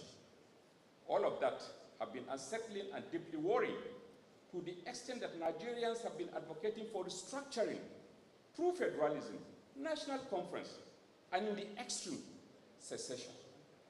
These are concerns that we cannot continue to ignore as the forces of subversion continue to pervert our fragile federal structure with insidious, corrosive effects over time. Interestingly, Nigeria will be 64 years old as an independent country by October this year. In the 60-year period, the country has made significant progress in its journey to nationhood. It has transformed from being a centralized, regionally structured country to a 36-state federal nation with 774 local governments and the FCT in Abuja. This structure is reflective of the country's diversity, pluralism, heterogeneity, and multiculturalism. Currently, the population of the country, according to the latest estimate from the UNFPA, is 228 million people, making it one of the fastest growing populations in the world. Over time, deliberate integrative efforts in forms of policies, programs, and actions have been developed to solidify the unity of this country. Political, economic, social, and institutional strategies have been evolved to vitalize the process of the country's integration, sometimes against dangerous headwinds. Thus, in this brief presentation, we shall examine Nigeria's integrative process in the context of its diversity, solidarity, and struggles for development in the midst of centripetal and centrifugal forces over time. Now, understanding the concepts. It is essential to begin by explaining the major concepts in the lecture as well as their linkages and relationships, particularly in the context of Nigeria. All the concepts are inextricably linked as they mutually influence and affect the directions and performance of each other. Diversity and multiculturalism. Diversity is a fact of life. Without diversity, life will be boring, flat, and hardly interesting. Diversity connotes multiplicity of variations, as well as heterogeneity of identities in the composition of the people within a defined territory like Nigeria. Diversity is characterized by multiculturalism, pluralism of cultures, ethnic compositions, religious differences, general differences in political orientations, socio-economic status, gender, segmentation, and even physical outlooks. In this hall, some of us are tall. Like the SFG says, some of us are vertically endowed, some of us are vertically challenged. Some of us are handsome, some of us are manageably handsome. Some of us are beautiful, some of us are tolerably beautiful. But we are all human beings united in the kingdom of humanity. And we are all Nigerians. These diversities are manifested in the citizens' cultural and religious practices with more than 50 ethnic groups. The 2024 ethnologic data listed Nigeria as having 526 languages. 509, of these, 520 are living languages, and 12 are extinct. Nobody speaks them again. Of the living languages, 509 are indigenous, and 10 are non-indigenous. Furthermore, 12 are institutional, 242 are stable, 163 are endangered or are dying. Of the figure, 3 are major national languages, 13 are state-wide languages, and over 44 are local languages. Languages considered either too small or non-dominant in any existing political or administrative territory were not listed by the ethnologic data. Some of the languages are spoken across states with national prevalence and large number of speakers, while the majority are restricted to specific locations in states and local governments. The Fragile States Index for 2024, which is a global index rating platform, rated Nigeria as the 15th least stable nations in the world, after Somalia, Yemen, Sudan, South Sudan, Central Africa, and a few more.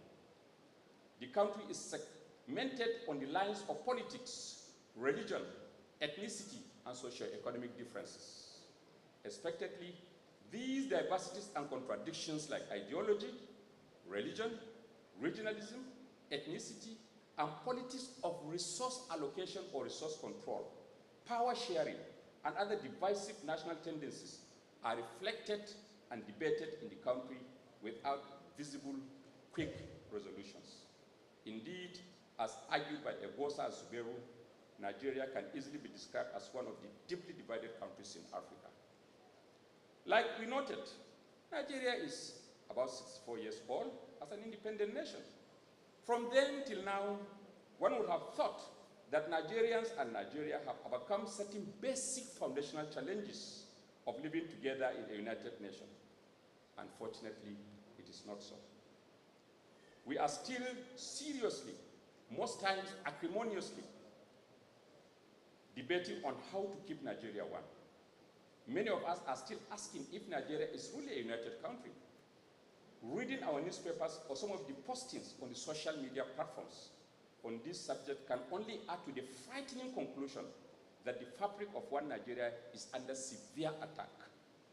This is understandable, considering the fact that social engineering for human development is a continuous process that outlives generations of people. Equally, the process of human engineering in a multicultural and diverse environment like Nigeria needs careful management. Unfortunately, poor governance, corruption, provincial inclinations, and extreme parochialism of the ruling elites in Nigeria have been undermining its rich diversities. The consequences are increasingly manifested in violent ethno-religious rivalries, terrorism, violent crimes, general state of fear of the unknown, and rising intolerance, thereby literally redefining our understanding and concept of trust as the basis for peaceful coexistence in this country.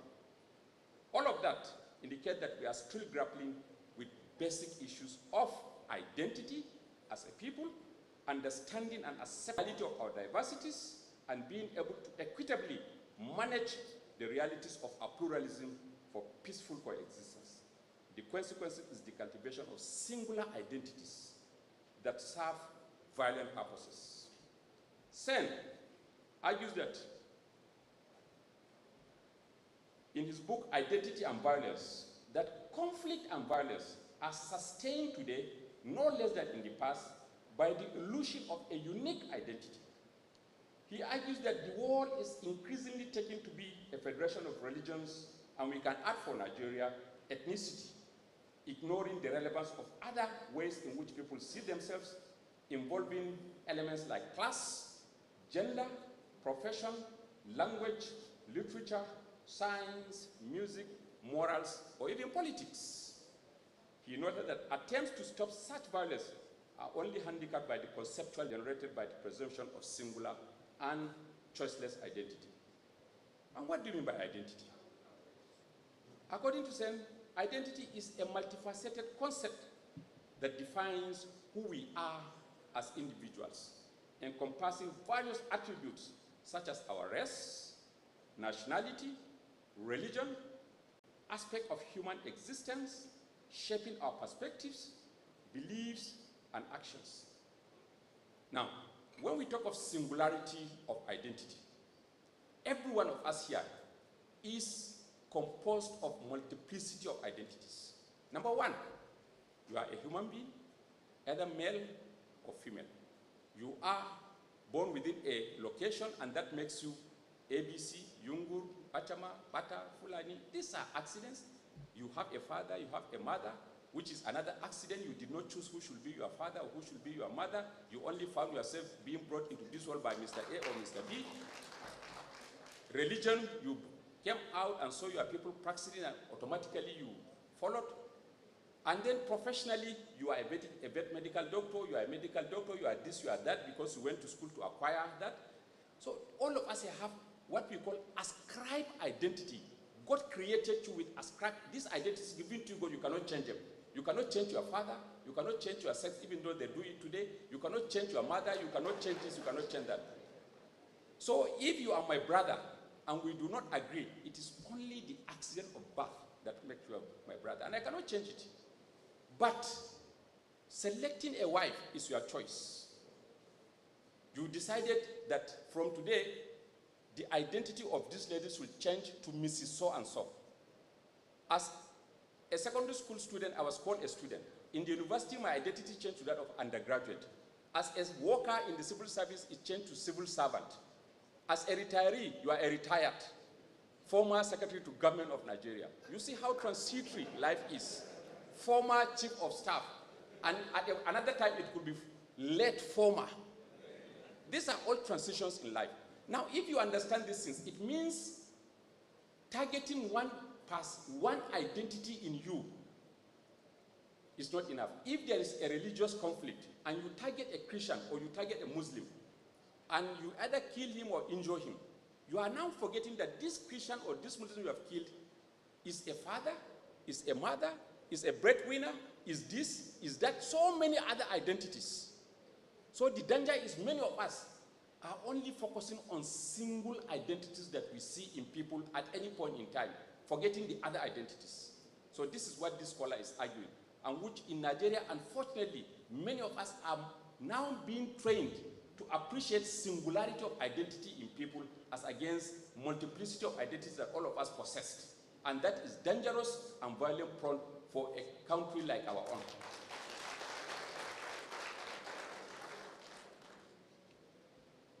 Now,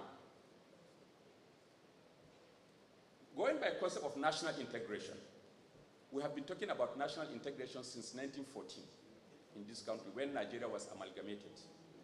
And what do you mean by national integration? Integration simply means living together or fusing together.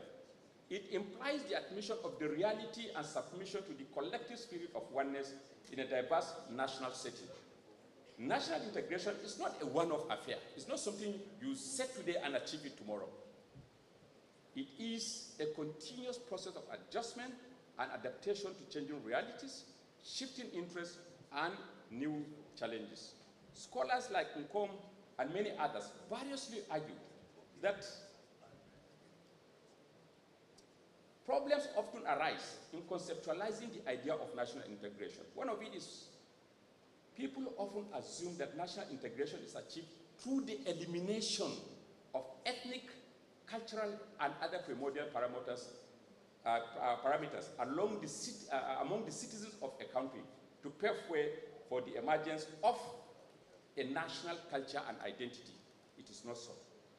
The major weakness of this approach is the tendency for explosive reactions from minorities that may feel that they have been compelled, sometimes brutally, to be assimilated by the majority groups who impose their languages, cultures, religions, identities in the name of national integration. And Nigeria tried to address this. The second conception is the one that regards ethnic groups and other primordial entities as units with self-determination. In it, every group is considered a subnational entity in a confederal state.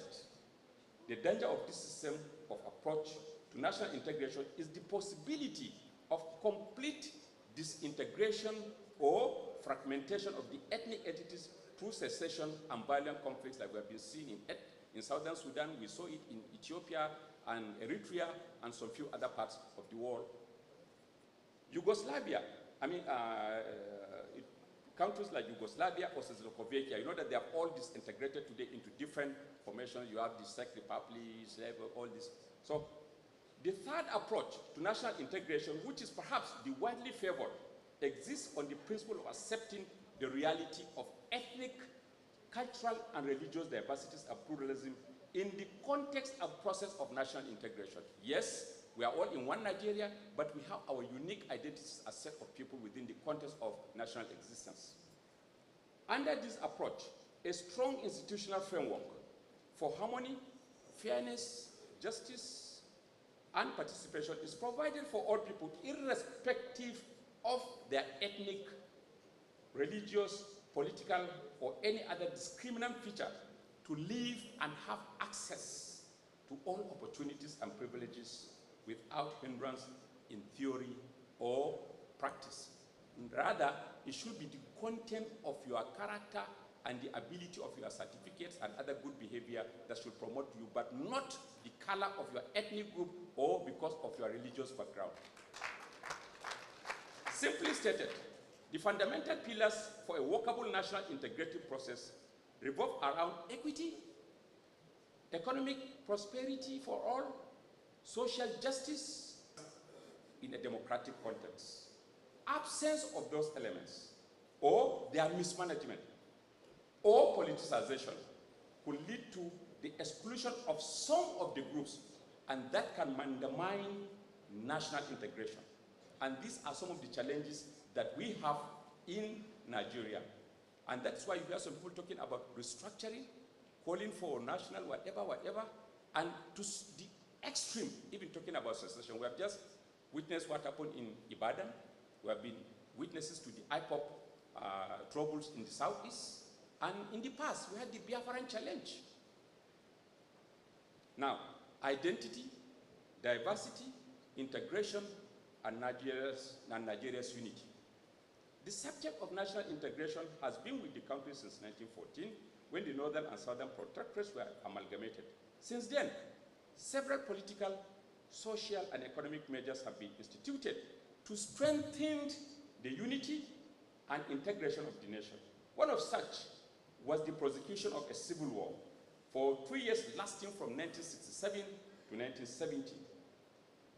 States were created, transport and communication networks have been improved, and programs implemented to strengthen the bond of unity among the people.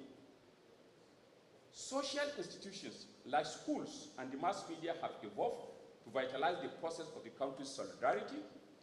One of the approaches adopted to strengthen the process of national cohesion too was the abandonment of the unitary system of government that we had in the past with the regional structure to what we call the federal structure, so that the various entities within the Nigerian context will have some level of independence but revolving within the federal context.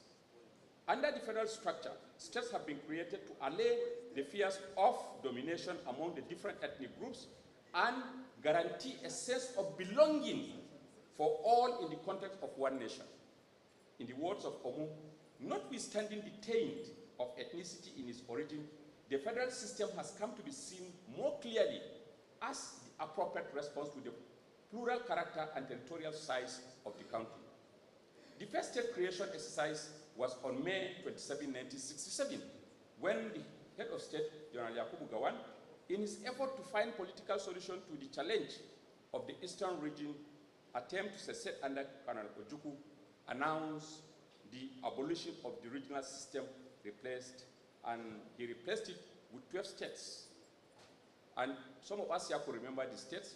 Yola here, we were under the then Northeastern state government. We had Northwestern state, we had about 6 or so in the north, and then the others in the south. Northeastern state in the north, Northwestern state with headquarters in Sokoto, Kwara state with headquarters in Ilorin, Kano state, Benue Plateau state, and I think I could count 5. Then in the west, we had the northwest, the western states, comprising of all the old states and Lagos. Then in the east, you had the East Central State with headquarters in Enugu. You had the South Central State with headquarters in Enugu, East Central with headquarters, South Central with headquarters in Calabar. Then you had the Midwestern State with headquarters in Benin. Then River State, Port Harcourt.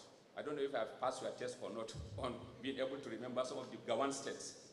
Then Gowon gave reasons, which I've quoted here. I may not need to, but he said there certainly have been these fears of domination of one sort or the other. I quoted this from an interview he granted, transcribed it. He said the southern part of the country feared northern domination on political level. The northern region was then half of the size of the country and had more than half of its population. So its huge representation in the parliament meant that it would always dominate the country politically. There was a fear of educational domination of the north by the south. Side by side with that was, of course, the domination of the economic and commercial interests of the country because of the ability of those with education in the south to take over all the posts of vital economic and commercial interests at the expense of those without the necessary educational know-how. End of quote from Gowon.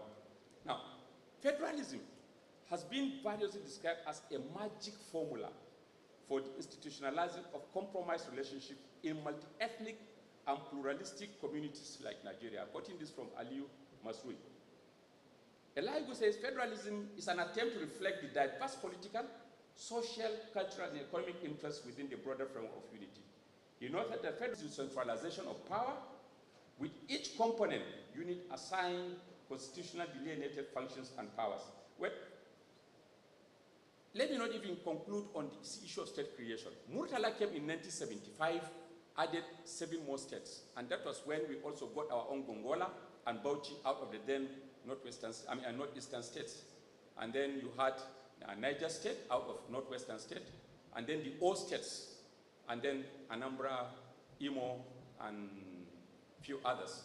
Then Babangida came in 1987 to add 2 more, Akwa Ibom and Katsina states, making the states to become 21.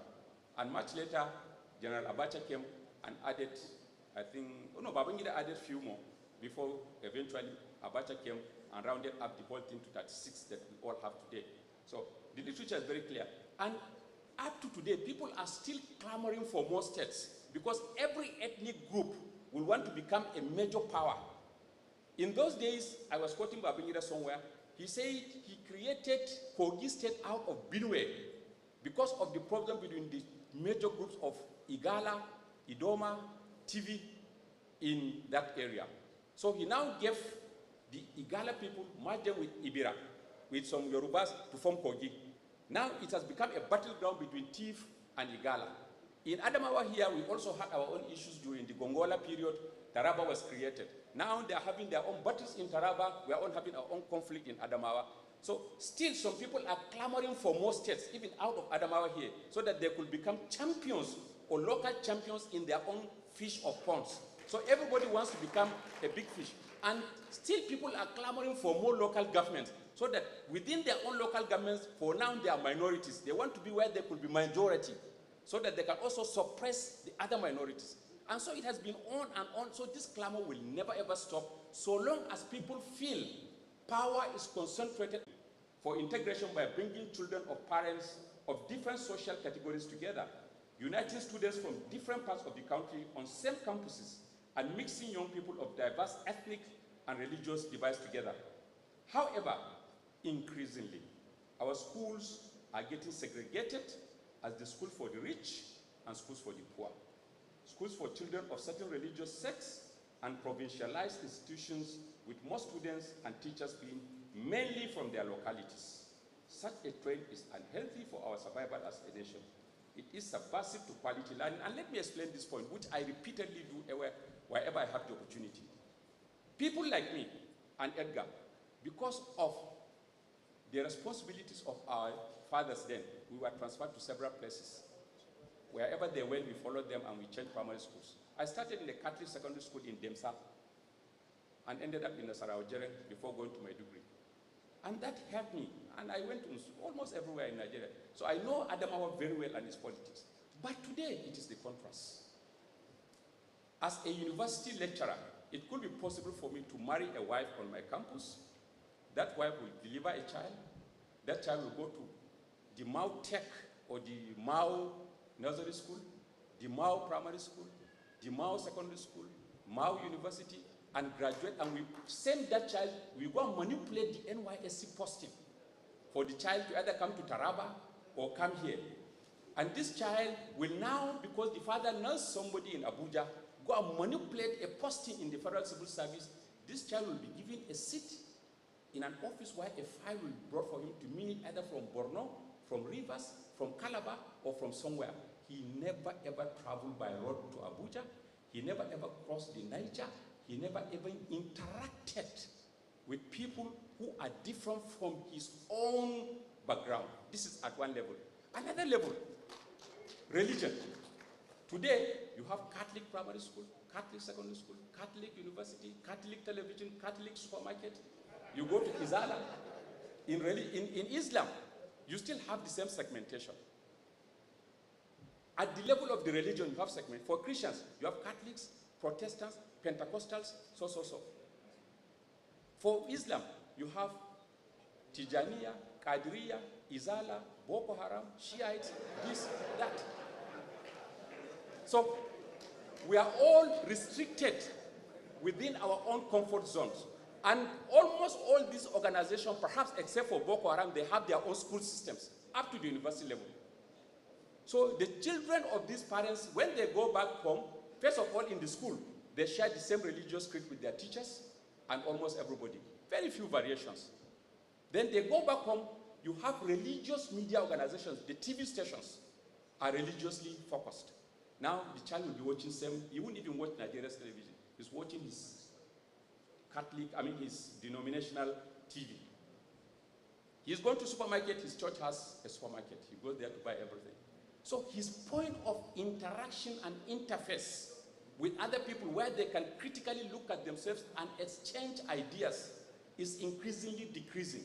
And because of that, many of us don't know ourselves. And again, at the national level, in the past, we traveled to go to school elsewhere. Today, you don't go to school anywhere because of security challenge. You don't allow your child to go even to Bajabure to school, not to talk of from Yola, not to talk of going to Rivers, going to Sokoto, going to elsewhere. So he does not even know the geography or the map of Nigeria. At the end of the day, he claims to be a Nigerian. And to compound the problem, we now have the social media. The young people are completely connected to it, where poisonous and dangerous lies are daily circulated and bombarded into his psychology. So he sees Nigeria through the platforms and glasses of these social media bigots who distribute hatred in the name of messages. So his mind becomes like a dustbin of confusion about what Nigeria is, without appreciating the diversity, the complexity, the population, and the richness of the country called Nigeria. And because of that, we could sit in our individual corners and be exchanging hatred and abuses against each other, thinking that Nigeria is just a local small community. For me, you cannot be Nigeria's president except if you travel by road from Yola to Lagos, from Sokoto to Port Harcourt, and not only that, you have to show me a minimum of 20 friends in every state of this country that you have before you can even be allowed to buy a form for you to contest.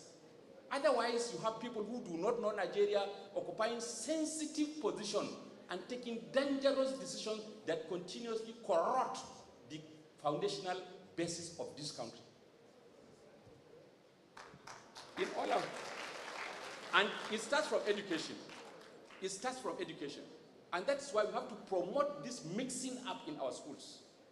And you cannot promote mixing up if you allow the child of the poor to attend wretchedly equipped primary school with demonized teachers who will be frustrated and will not teach to give the best, while the child of those who have will go to well-equipped, privately funded schools from monies that are taken from the purse of the public. So it means the segmentation will permanently remain. The child of the rich will continue to dominate the child of the poor, because there's this vicious cycle of poverty and economics. You are poor because you are poor. You marry a poor lady, you are poor. You deliver a poor child because you do not send him to school, he will become poor and grow up poor, and that will go on and on and on and on.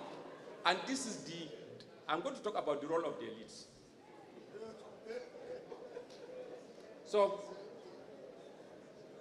it is important to note that there are other vital factors promoting Nigeria's integration, like the provision of federal character presentation in all aspects of our national life. This constitutional injunction and the policies and structures set up to support it are tools of direct physical integration. The injunction helps to diffuse tension about patronage and participation in the federal and expectedly structured structures. Equally, platforms like political parties, business interactions, revenue allocation, etc., have all been supportive pillars in cementing the blocks of Nigeria's unity. On the other hand, there are several other factors that have been affecting, if not undermining, the process of integration, solidarity, and unity in Nigeria. One significant factor is poverty. Poverty is the lack of the basic things of life, like food, shelter, healthcare, and being preoccupied with the sheer problem of survival. The poverty index in the country is up to 65% or more. Variously, poverty tended to defeat positive steps for integration. Poverty by manifestation leads to lack of education and lack of communication with those nearby. So long as there's poverty, people will only be preoccupied on how to survive, and they can do anything, including undermining the peaceful coexistence of the country for them to survive. The poor can be desperate to exit from poverty, and in the process, many attempted to do anything and to believe anything from anybody. So we need to address this. Other negative factors are corruption, politicization of diversity, bad governance or official incompetence, which manifests in economic hardship, institutional weaknesses, deprivation, crime, violence, social injustice, unemployment, and decreasing opportunities, among others. No section of the country can be said to be free from those elements. In all of this, we must also examine the role of the elites, who are leaders in the various sectors of our society. In every society, there are 5 categories of elites: political elites, business elites, intellectual elites, security elites, and the commercial elites. So the elites lead the society based on their innovative vision to progress and development in their various sectors. In Nigeria, there are serious contestations on the role of the elites, as well as the disconnection between the elites, the people, and the process of development. The elites are said to lack consensus in their vision, mission, and objectives for the development of the country. They could differ in politics, but if there are some points of consensus where all of us will agree that these things remain sacred for our nation, no matter the differences in our politics, then it could be better. So in all of this, there are some things we can conclude with.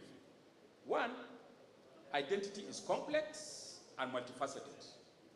Thus, we need to understand that reducing individuals to a single identity based on religion, ethnicity, or region can subvert peaceful coexistence and lead to violence and conflicts.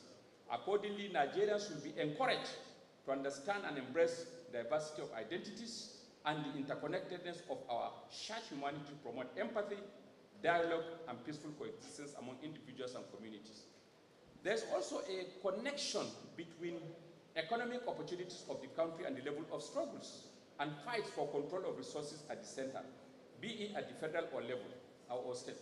We need to restructure our economy and ensure that every part of Nigeria is economically active and reduce the dependence of states and local governments on federal allocations.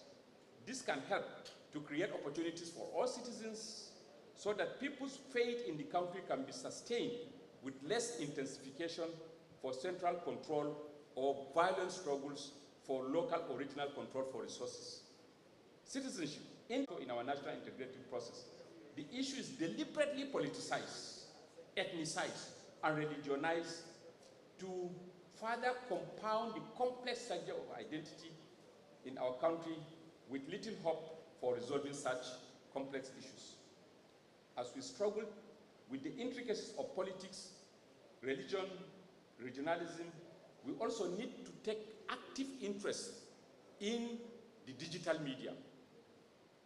A lot of our young people are on the digital media or social media, and we do not have seriously created strategies on how we can be in control of the social media.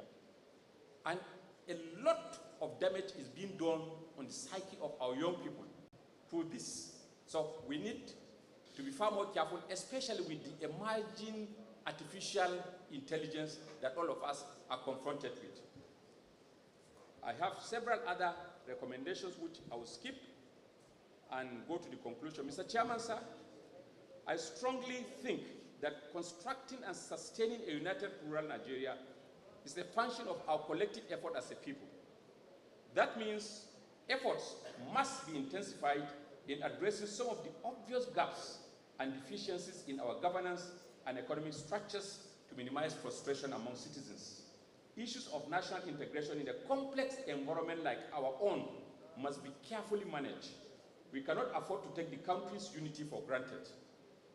Once again, I wish to congratulate Dr. Edgar, his wife and family on his attainment of 6 years, as well as successful retirement with honor from the Adamawa Civil Service.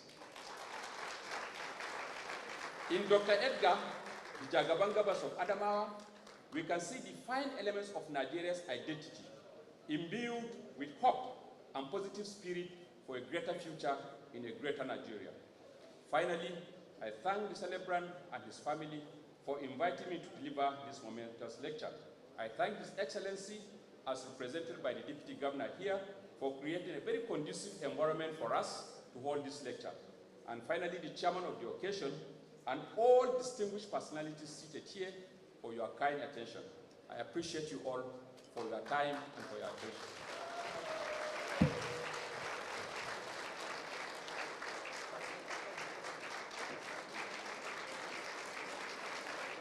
I strongly believe the Prof deserves a standing ovation.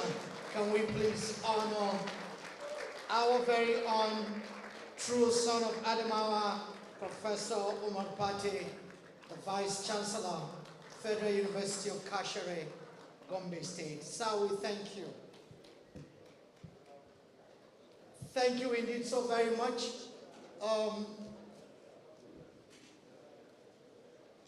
We were hoping that after the delivery of the lecture by Professor Pate, there would be comments, questions, and answers. However, from the lecture itself, Prof had formulated the questions, answered the questions, opened up all the facets of this topic in such a way that I truly wonder if there is anything more to add by way of comment or to ask by way of question. So once again, we thank the able Professor Umar Pate, Vice Chancellor of Federal University, Kashere Gombe State. Please put your hands together for him. Let me honor, while the lecture was going on, we were joined by the gracious presence of the President and Vice Chancellor of the American University of Nigeria, Dr. Dwayne Frazier. When he got in here with my kind of cap, I was wondering if Dr. Dwayne has joined our fresh air team. Thank you very much, Doctor. And now, ladies and gentlemen, to bring this meeting to a close, already he is joining me. Let me ask his wife and children to also join him on stage. Please put your hands together for the celebrant, Dr. Edgar Amos Sunday, the former and retiring head of service of Adamawa State, and now the Chief of Staff to the government of Adamawa State. Please put your hands together for him. Excellencies, ladies and gentlemen, so that we don't tempt the weather further, I just stood up to say thank you, first of all, to God Almighty, who has blessed me with the gift of life and of living, and has guided me through the arduous civil service career safely. I want to also thank all of you who have made today a reality. I want to especially register my gratitude to the chairman of the occasion, who has had to return from Abuja specifically for this occasion. I want to thank Her Excellency, other distinguished personalities that are here. I want to thank you most profoundly and to say, may we have reasons to also celebrate others. My wife was just telling me that if I'm celebrating my 70th birthday, I should start at 3 o'clock. She's already thinking ahead. But do know, my dear friends, distinguished ladies and gentlemen, thank you very much and God bless you all.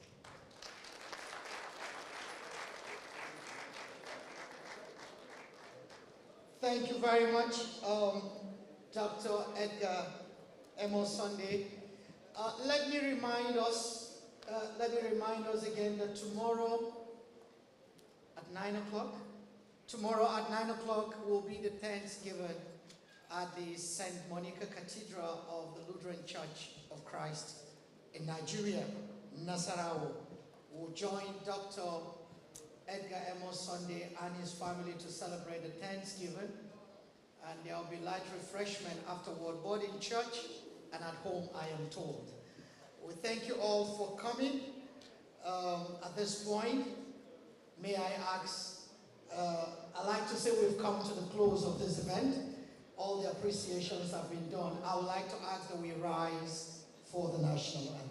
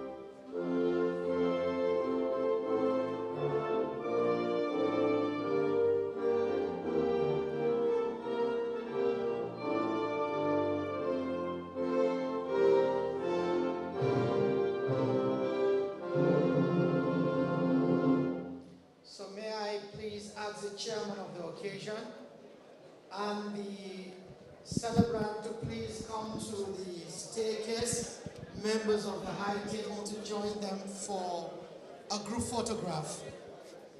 All members of the high table, Mr. Chairman, His Excellency Boss Gida Mustafa, Her Excellency the Deputy Governor, wife of the celebrant, the SSG, the Vice Chancellors, of course, the guest lecturer, the guest speaker, the head of service, the former head of service, my Lord, Honorable Justice Nancy Musa, representative of His Royal Highness, and immediate past Chief Judge of Adamawa State, my Lord the Bishop, yes, the Vice Chancellors, President of the American University, Dr. Dwayne, can you please join the photograph? Yes, thank you, sir. The President of the Farmers, veterinary doctors, please. That concludes edition of this program here at the Government House, Yola, on the public lecture to celebrate the 60th birthday and formal retirement from service of Dr. Edgar Amos Sunday as he clocks 60. On behalf of the General Manager at Adamawa Television Corporation, Yola, Mr. Tatis Kumdisi, and the transmission crew, we thank you very much for being part of us today. Next time also, we shall bring you yet another live coverage. For all of us here at the Government House, at the station, we say bye-bye from now. Thank you indeed so very much. I am told the honorable advisors will want to join the Chief of Staff to also have a photograph. Thank you indeed. Thank you.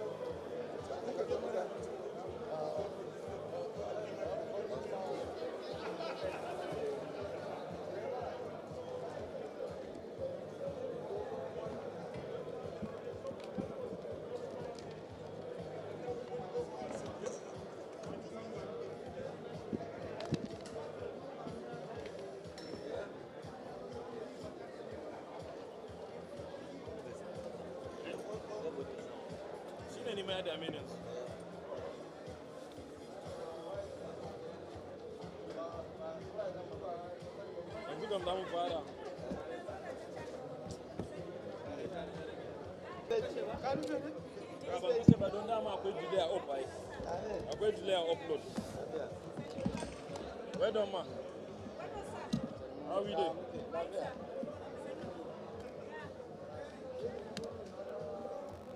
Hey, you can go.